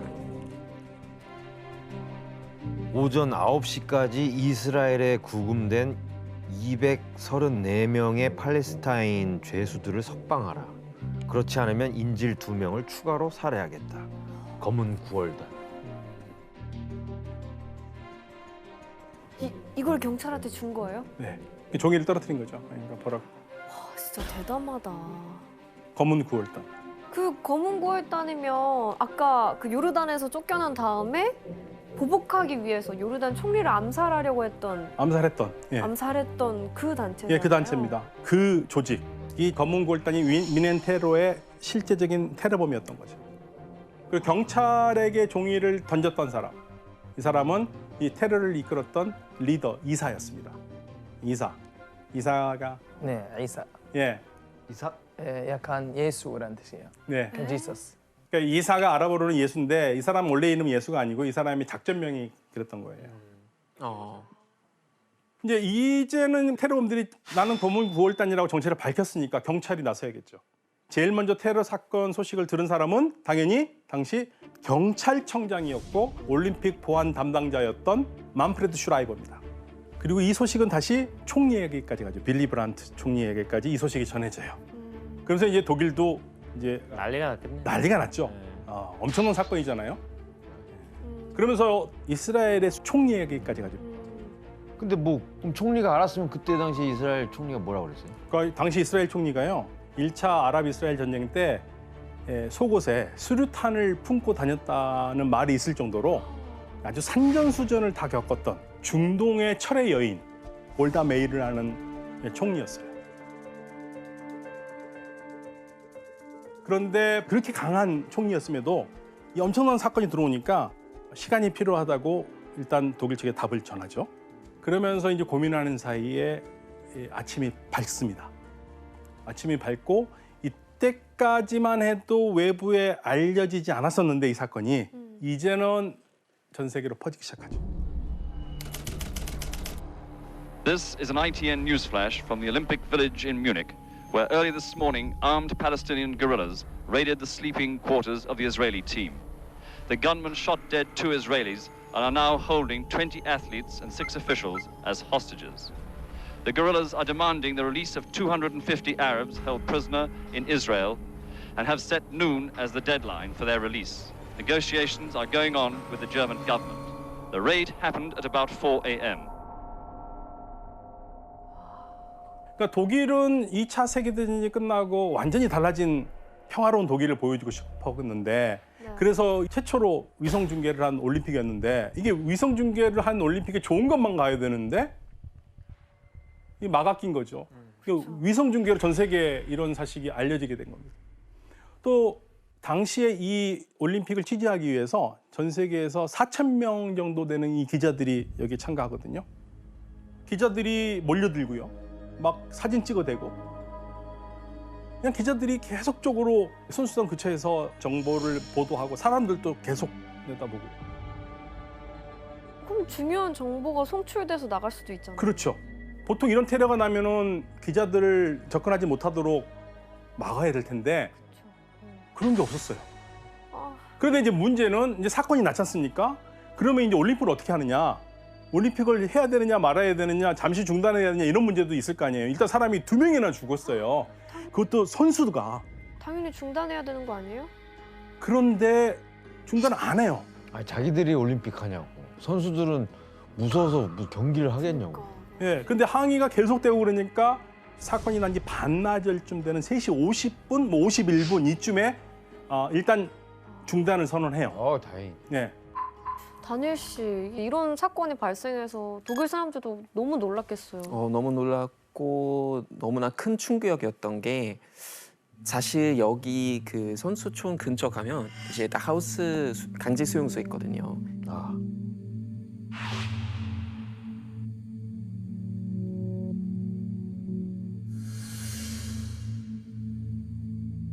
그래서 사실 독일이 2차 대전의 어떤 이미지를 전환해서 변화한 모습을 보여주려고 했는데 또 유대인들이 이 땅에서 죽는다니까 너무나 큰 충격이었죠.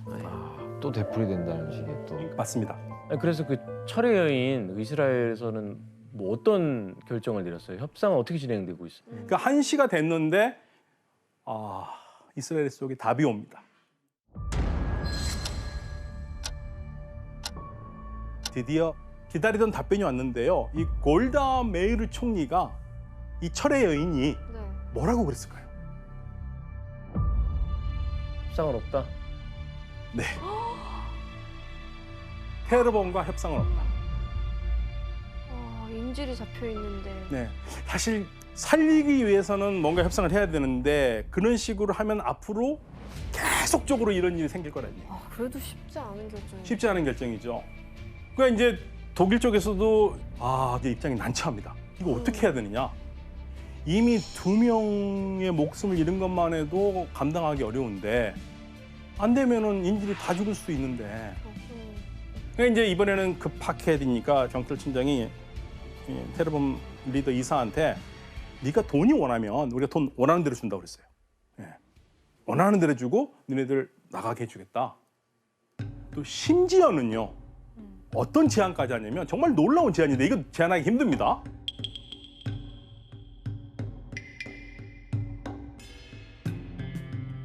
인지를 바꾸자, 독일인으로. 그러니까 우리 저 높은 사람들을 인질로 차라리 하겠다. 인지를 바꾸자. 이거 그렇게까지? 쉽지 않습니다. 노력 많이 한 거예요. 근데 팔레스타인이 원하는 건 그게 아니잖아요. 그렇죠. 당연히 안 하죠. 안 받죠. 그러니까 우리는 돈이 필요한 것도 아니고 우리 요구사항을 들어라 이거죠. 독일 정부가 선택할 수 있는 선택지는 이제 딱 한 가지밖에 없어요. 죽이자. 테러범들 다 잡아야죠. 그렇죠. 무력 진압.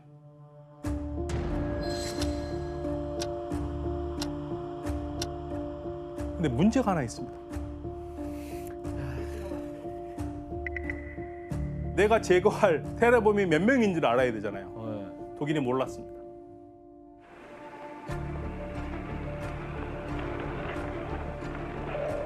몇 명이 들어가 있는지는 몰라요. 그럼 어떻게 알겠어? 그래서 이제 머리를 쓰죠. 독일 쪽에서.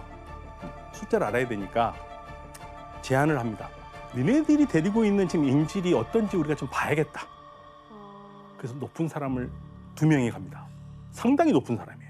일단 독일 연방 내무장관 겐셔 내무장관이 갑니다. 그리고 선수촌 촌장이 가요. 이제 들어가는 과정에서 세겠죠. 사람들이 몇 명이 있는가를. 종합을 해보니까 5명으로 결정을 합니다. 아, 테러범 5명이구나. 5명밖에 안 됐어요? 네, 5명. 그래서 이제 이 경찰이 이 사실을 이제 알고 이제 건물 설계도를 일단 확인하겠죠. 어떤 쪽으로 들어가야지 좋겠느냐. 그래서 이제 배관 같은 거를 다 파악을 해요. 그러면서 경찰을 투입하죠.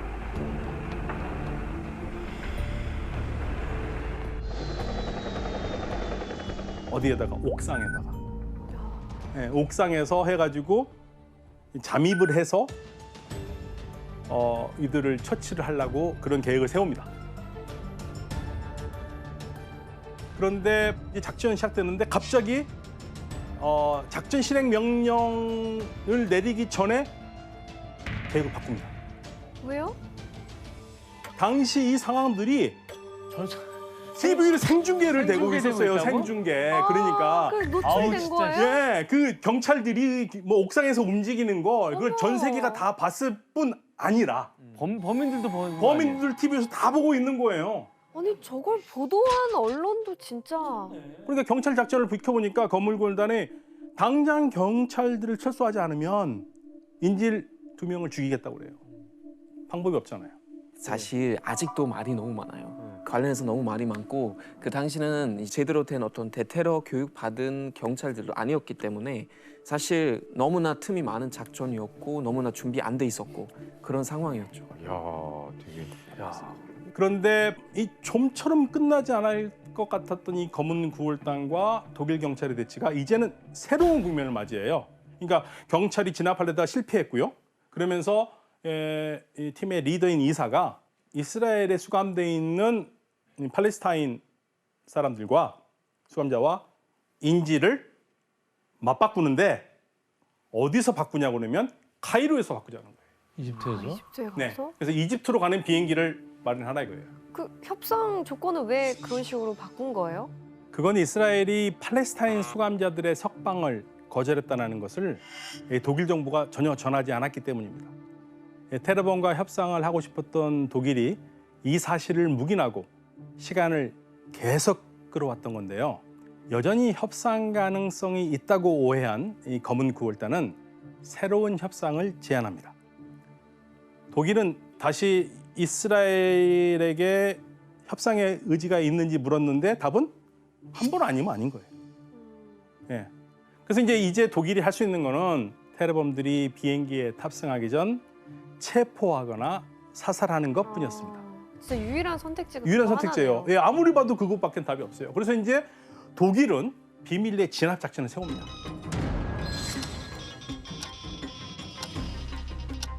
그래서 어떤 계획인지 우리 당시 작전을 펼치려고 했던 공항, 그 공항 지도를 한번 보시겠습니다.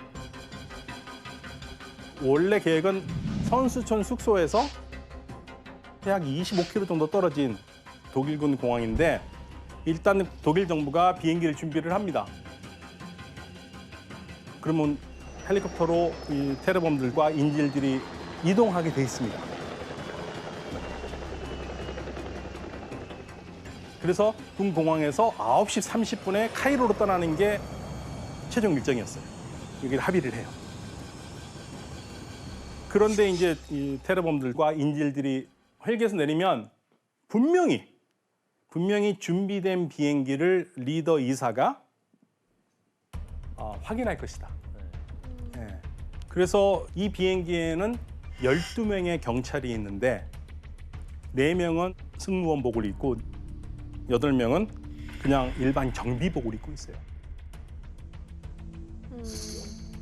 그리고 저격수를 5명을 둡니다. 5명인가 5명을 한 거예요. 근데 또 저 저격수가 또 일반 경찰 아니에요? 귀신이네요.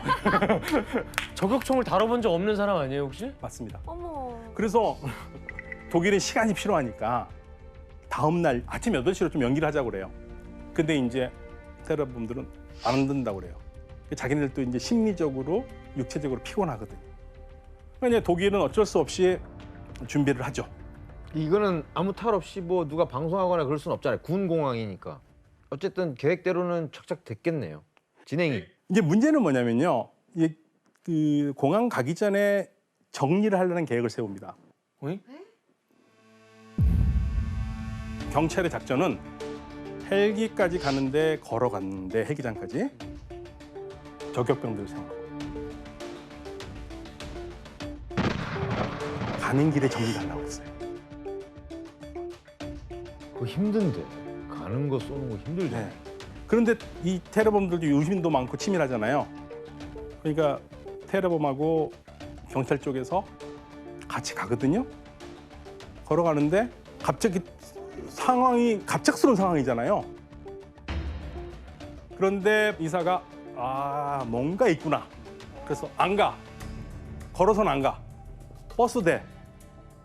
그래서 이제 버스가 오기로 합니다. 그리고 이때 아주 중요한 정보가 나옵니다. 뭐죠?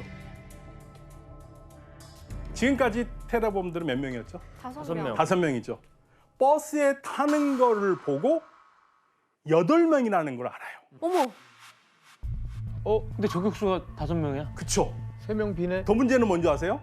8명인지 알았으면 빨리 그거를 알려서 증파를 해야 될 거 아닙니까? 그렇죠. 저기서 최소 8명으로 알리질 않아요. 뭐예요? 누가요? 경찰 쪽에서. 왜요?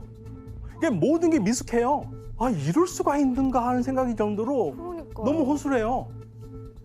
그래서 헬기장까지 아주 짧은 거리지만 버스를 타고 가고 헬기에 2대로 나눠서 탑니다. 그 내가 떨리지? 드디어 헬기가 도착하고 독일이 예측한 대로 이사가 조직원 1명과 함께 비행기에 올라탑니다. 네. 저희 경찰 타고 있는. 미리 대기하고 있던 경찰들이 2 사람을 덮치기만 하면 작전 성공이죠. 근데 갔는데 비행기에 아무도 없어요. 왜? 비행기 안에는 조종사도 승무원도 아무도 없이 텅 비어 있었던 겁니다. 응? 근데 대기하고 있는 경찰들이 있었잖아요.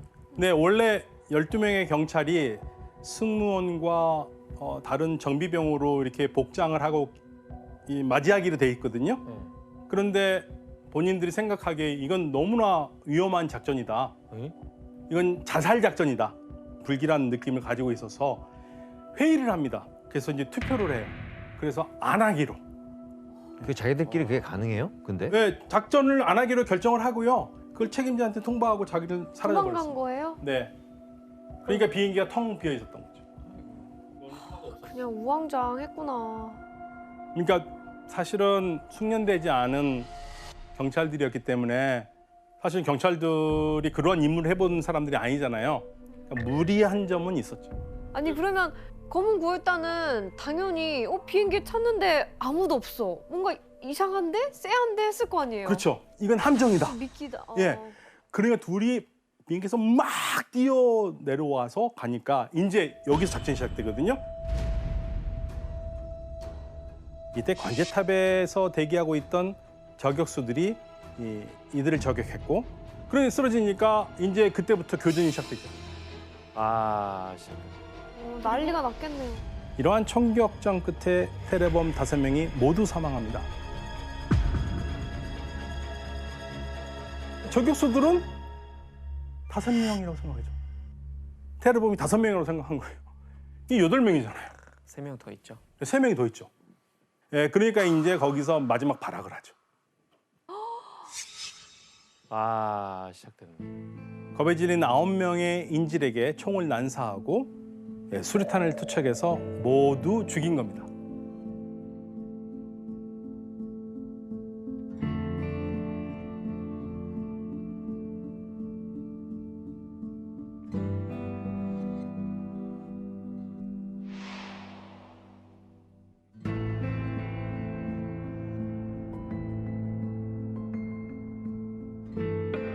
이렇게 민행 테러는 인질인 이스라엘 선수단 9명이 전원 사망하면서 끝이 났고요.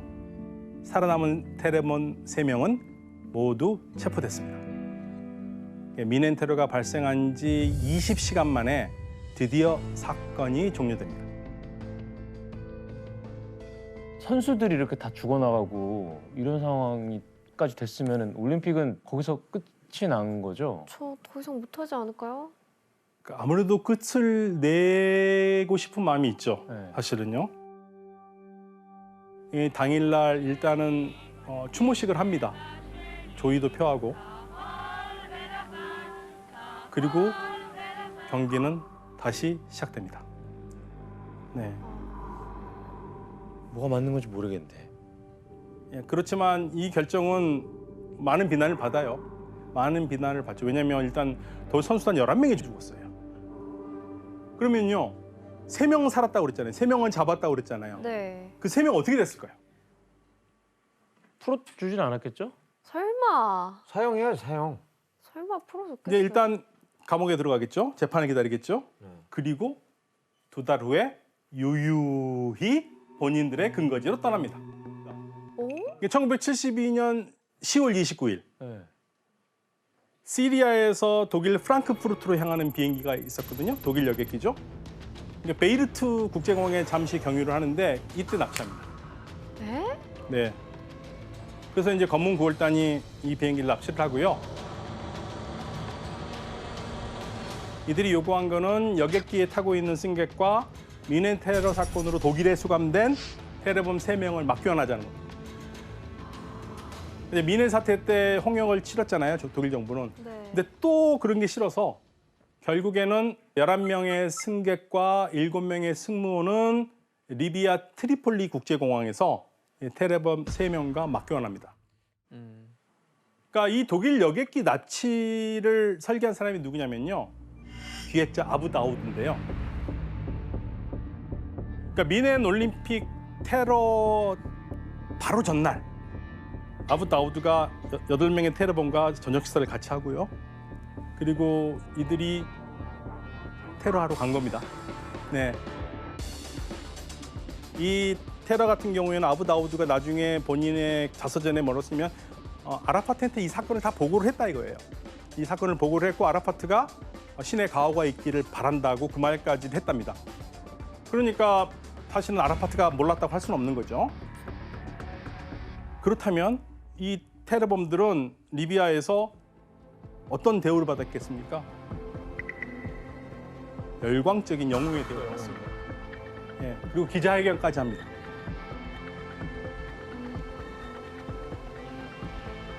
"11 Israeli competitors died. 5 of your comrades died, and a policeman was killed. What now do you think of that operation?" Really, first I have to say why we did the operation in Mission. Because they betrayed us and they helped Israel. Do you regret the death of the 11 Israelis? Really, we want to kill that Israeli at that time because we want to get free our prisoners in Israeli prisons. The Israeli the Germans betrayed us, and they promised us, and they did the promise. 결국 잘못한 건 그쪽이다. 당당해요. 전 세계가 정말 놀랬죠. 어떻게 저렇게 당당할 수가 있을까? 그러나 이들은 목적은 달성을 했어요. 팔레스타인 문제가 있다는 걸 전 세계적으로 뭐 다 알려버린 거고요. 이게 큰 소득이라고 얘기를 합니다. 검은 9월단은 이 테러로 전 세계의 존재감을 각인시킨 거네요. 그렇죠. 그렇다고 해서 승리한 건 아니죠. 승리한 건 아닌데 이 테러가 가지고 온 가장 큰 변화 중에 하나가 각 국가들이 이제 대테러의 부대를 창설하기 시작합니다. 그러니까 이스라엘을 빼고는 거의 없었거든요.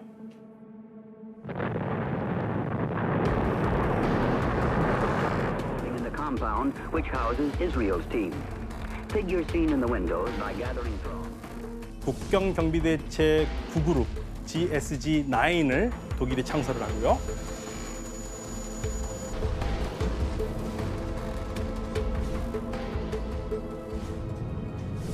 이외에도 프랑스는 대테러 부대 GIGN이라고 하는 1974년,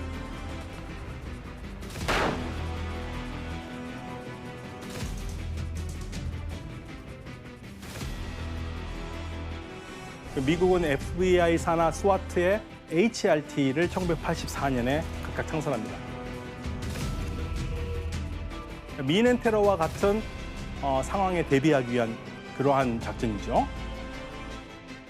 만약에 그 당시에 이런 부대가 있었으면 그러면 해결했겠죠. 네. 그렇지만 이것만으로는 위안이 되지 않는 사람도 있죠. 이스라엘? 네, 이스라엘. 이스라엘은 이 검은 9월단이 테러를 벌인 지 일주일 뒤거든요. 1972년 9월 12일에 유가족들을 자기 집무실로 초대를 하고요. 그러면서 총리가 이런 말을 유가족에게 합니다. 여러분들에게 제 계획을 알려드리고 싶군요. 저는 하나도 남김없이 그들을 찾아내기로 결심했습니다. 어떤 식으로든 학살에 관여한 사람은 오래 살아남지 못할 것입니다. 지구 끝까지라도 쫓아갈 겁니다. 뿌리 뽑겠다는 거죠, 테러를. 그렇죠. 네. 반드시 보복을 하겠다. 유가족들에게 약속한 거죠. 그래서 이 골다 메이르 총리의 모습을 그린 만평이 하나 있거든요. 그 만평을 보시면 어떤 건지 아시게 될 겁니다. Return to sender violence. 바이올런스, 폭력이 배달이 왔는데 반환하는 거죠. 이란한테도 폭력을 보내주겠다. 그렇죠. 그러니까 보복하겠다. 네. 그래서 피를 피로 갚겠다. 네. 이게 바로 미넨 테러 이후 이스라엘의 그 유명한 신의 분노 작전이라는 암살 계획이거든요. 암살 계획. 이 계획은 뭐냐면 미넨 테러 관계된 사람은 단 한 명이라도 다 찾아서, 한 명도 빠짐없이 다 찾아서 정리하겠다는 겁니다. 그래서 미넨 테러와 관계가 의심되는 사람들은 피에르의 핵심 인물들이 있잖아요. 이들을 로마, 프랑스, 아테네 등 곳곳에서 목숨을 앗아갑니다.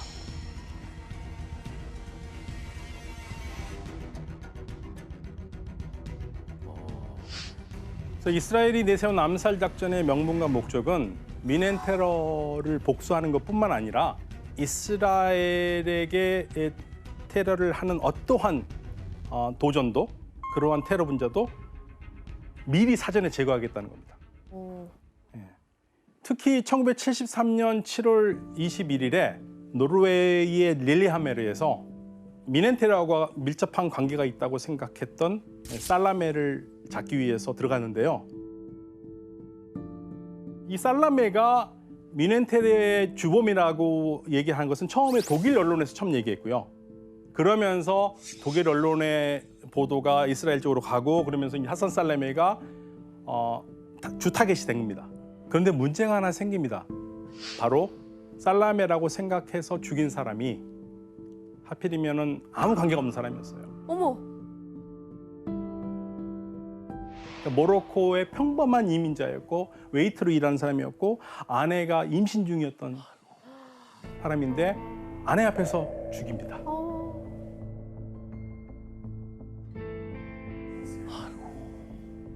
그리고 이 사건이 너무 커졌어요. 노르웨이에서 너무 화가 나니까 노르웨이 당국에서 다 조사를 했고 그래서 모사드 요원들이 잡히고 추방당하고 그랬었거든요.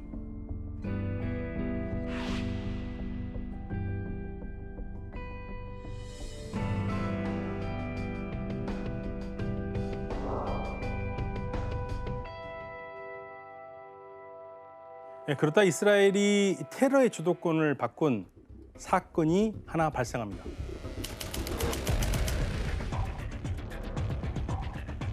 이스라엘 국제공항을 떠난 비행기가 중간 기착지인 아테네에서 승객을 태우는데 그 승객 중에 테러범이 있었답니다.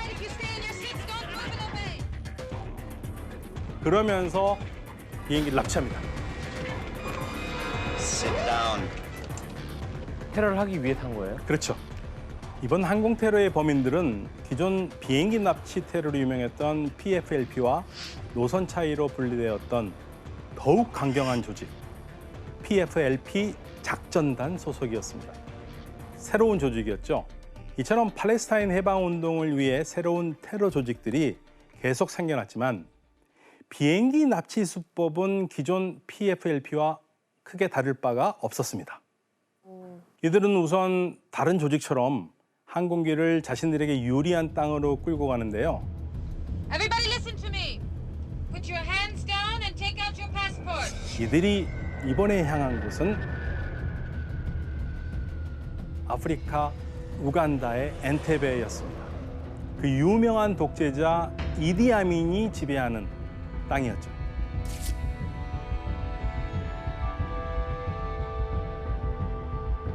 왜 여기로 갔는지는 설명이 필요한데요. 72년까지 이스라엘과 우간다는 사이가 좋았어요. 근데 72년에 이디 아민이 이스라엘에 뭘 요구하냐면 옆에 나라를 침공하는데 탄자니아나 케냐를 때리는데 필요하니까 무기를 달라고 그러는데 이스라엘이 안 줍니다. 그냥 그때부터 앙심을 품고 이스라엘과 관계를 끊어버려요. 그러니까 완전히 반이스라엘이죠. 그 테러리스트랑 협상한 거예요? 아니요, 그냥 오라고 그래서 자기네들이 그 테러리스트들의 그 비행기를 보호를 한 거예요. 당시 인질범들의 조건은요, 500만 달러.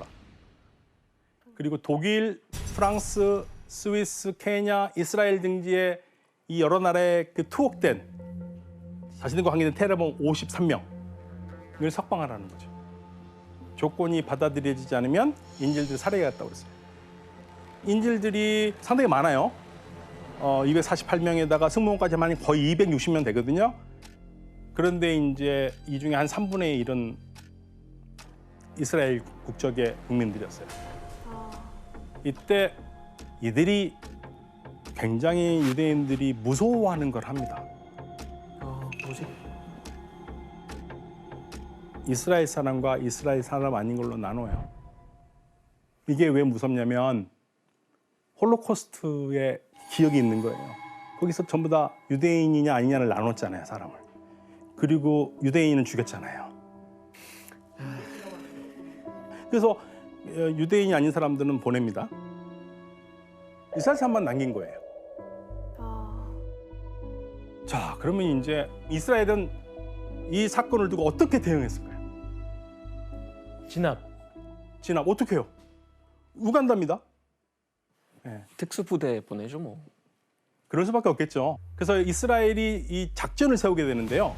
바로 구출작전의 신화이자 대테러 교과서라고 불리는 엔테베 작전입니다.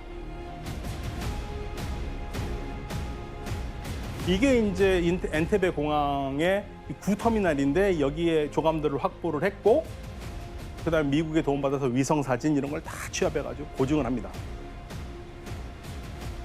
그래서 작전을 세우죠. 그런데 이제 문제가 하나 있어요. 너무 멀어요. 이스라엘에서 우간다까지 4,000km예요. 와, 진짜 멀다. 이렇게 멀어요. 그런데 이 나라는 적성국이죠, 이집트. 수단도 적성국. 길을 안 내주겠구나. 그렇다면 과연 이스라엘 특수부대는 이것을 어떻게 통과할까요? 아랍 국가들의 레이더망을 피하기 위해서 초저고도로 비행을 하기로 합니다.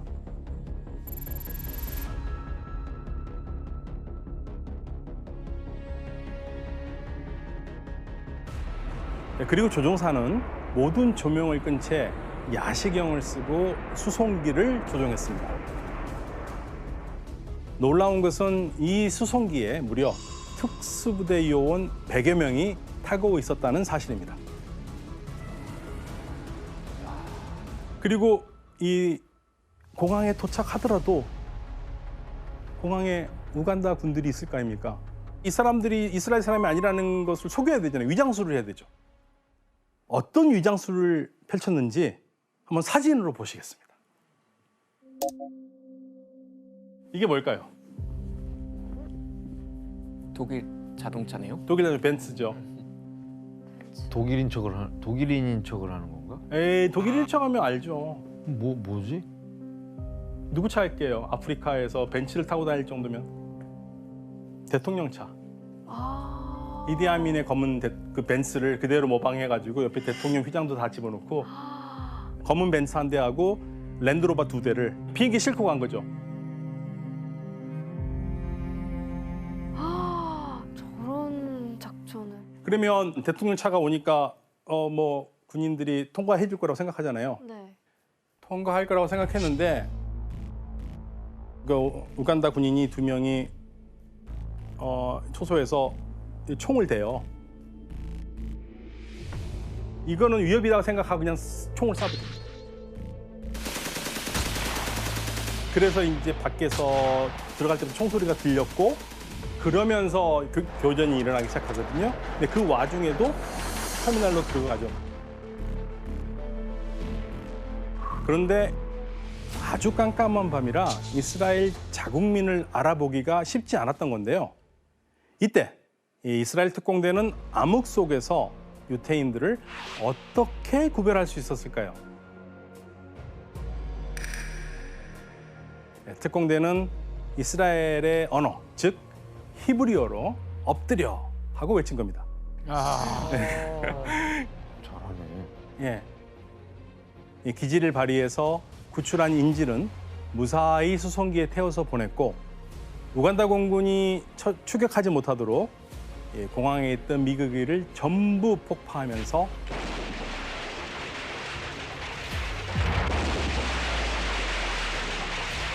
엔테베 작전은 종결됩니다.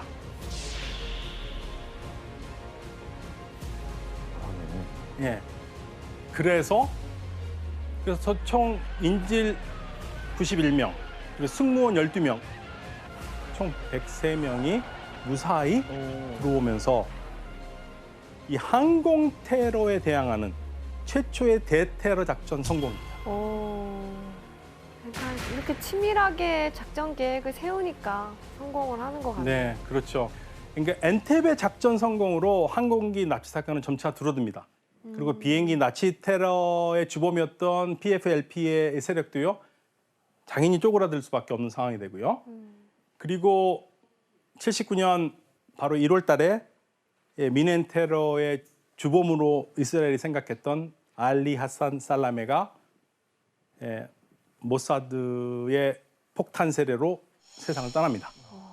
그러면서 70년대가 비행기 납치 사건의 시대에서 거의 이제 막을 내리는 사건이 돼요.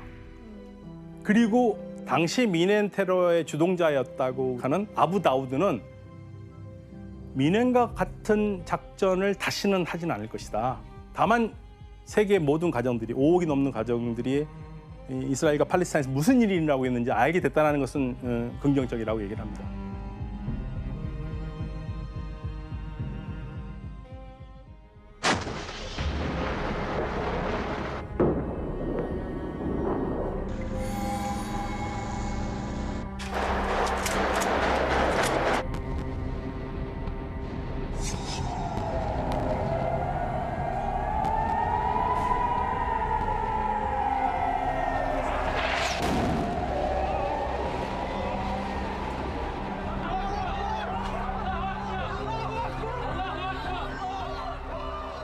과연 우리가 어떤 목적을 달성한다 할지라도 민간인 목숨을 담보로 해서 정치적 목적을 이루려고 하고 무고한 사람의 죽음을 정치적으로 해석하고 하는 그러한 것은 좀 없어져야 되지 않을까라는 생각을 하면서 테러의 시대 강의를 마치도록 하겠습니다.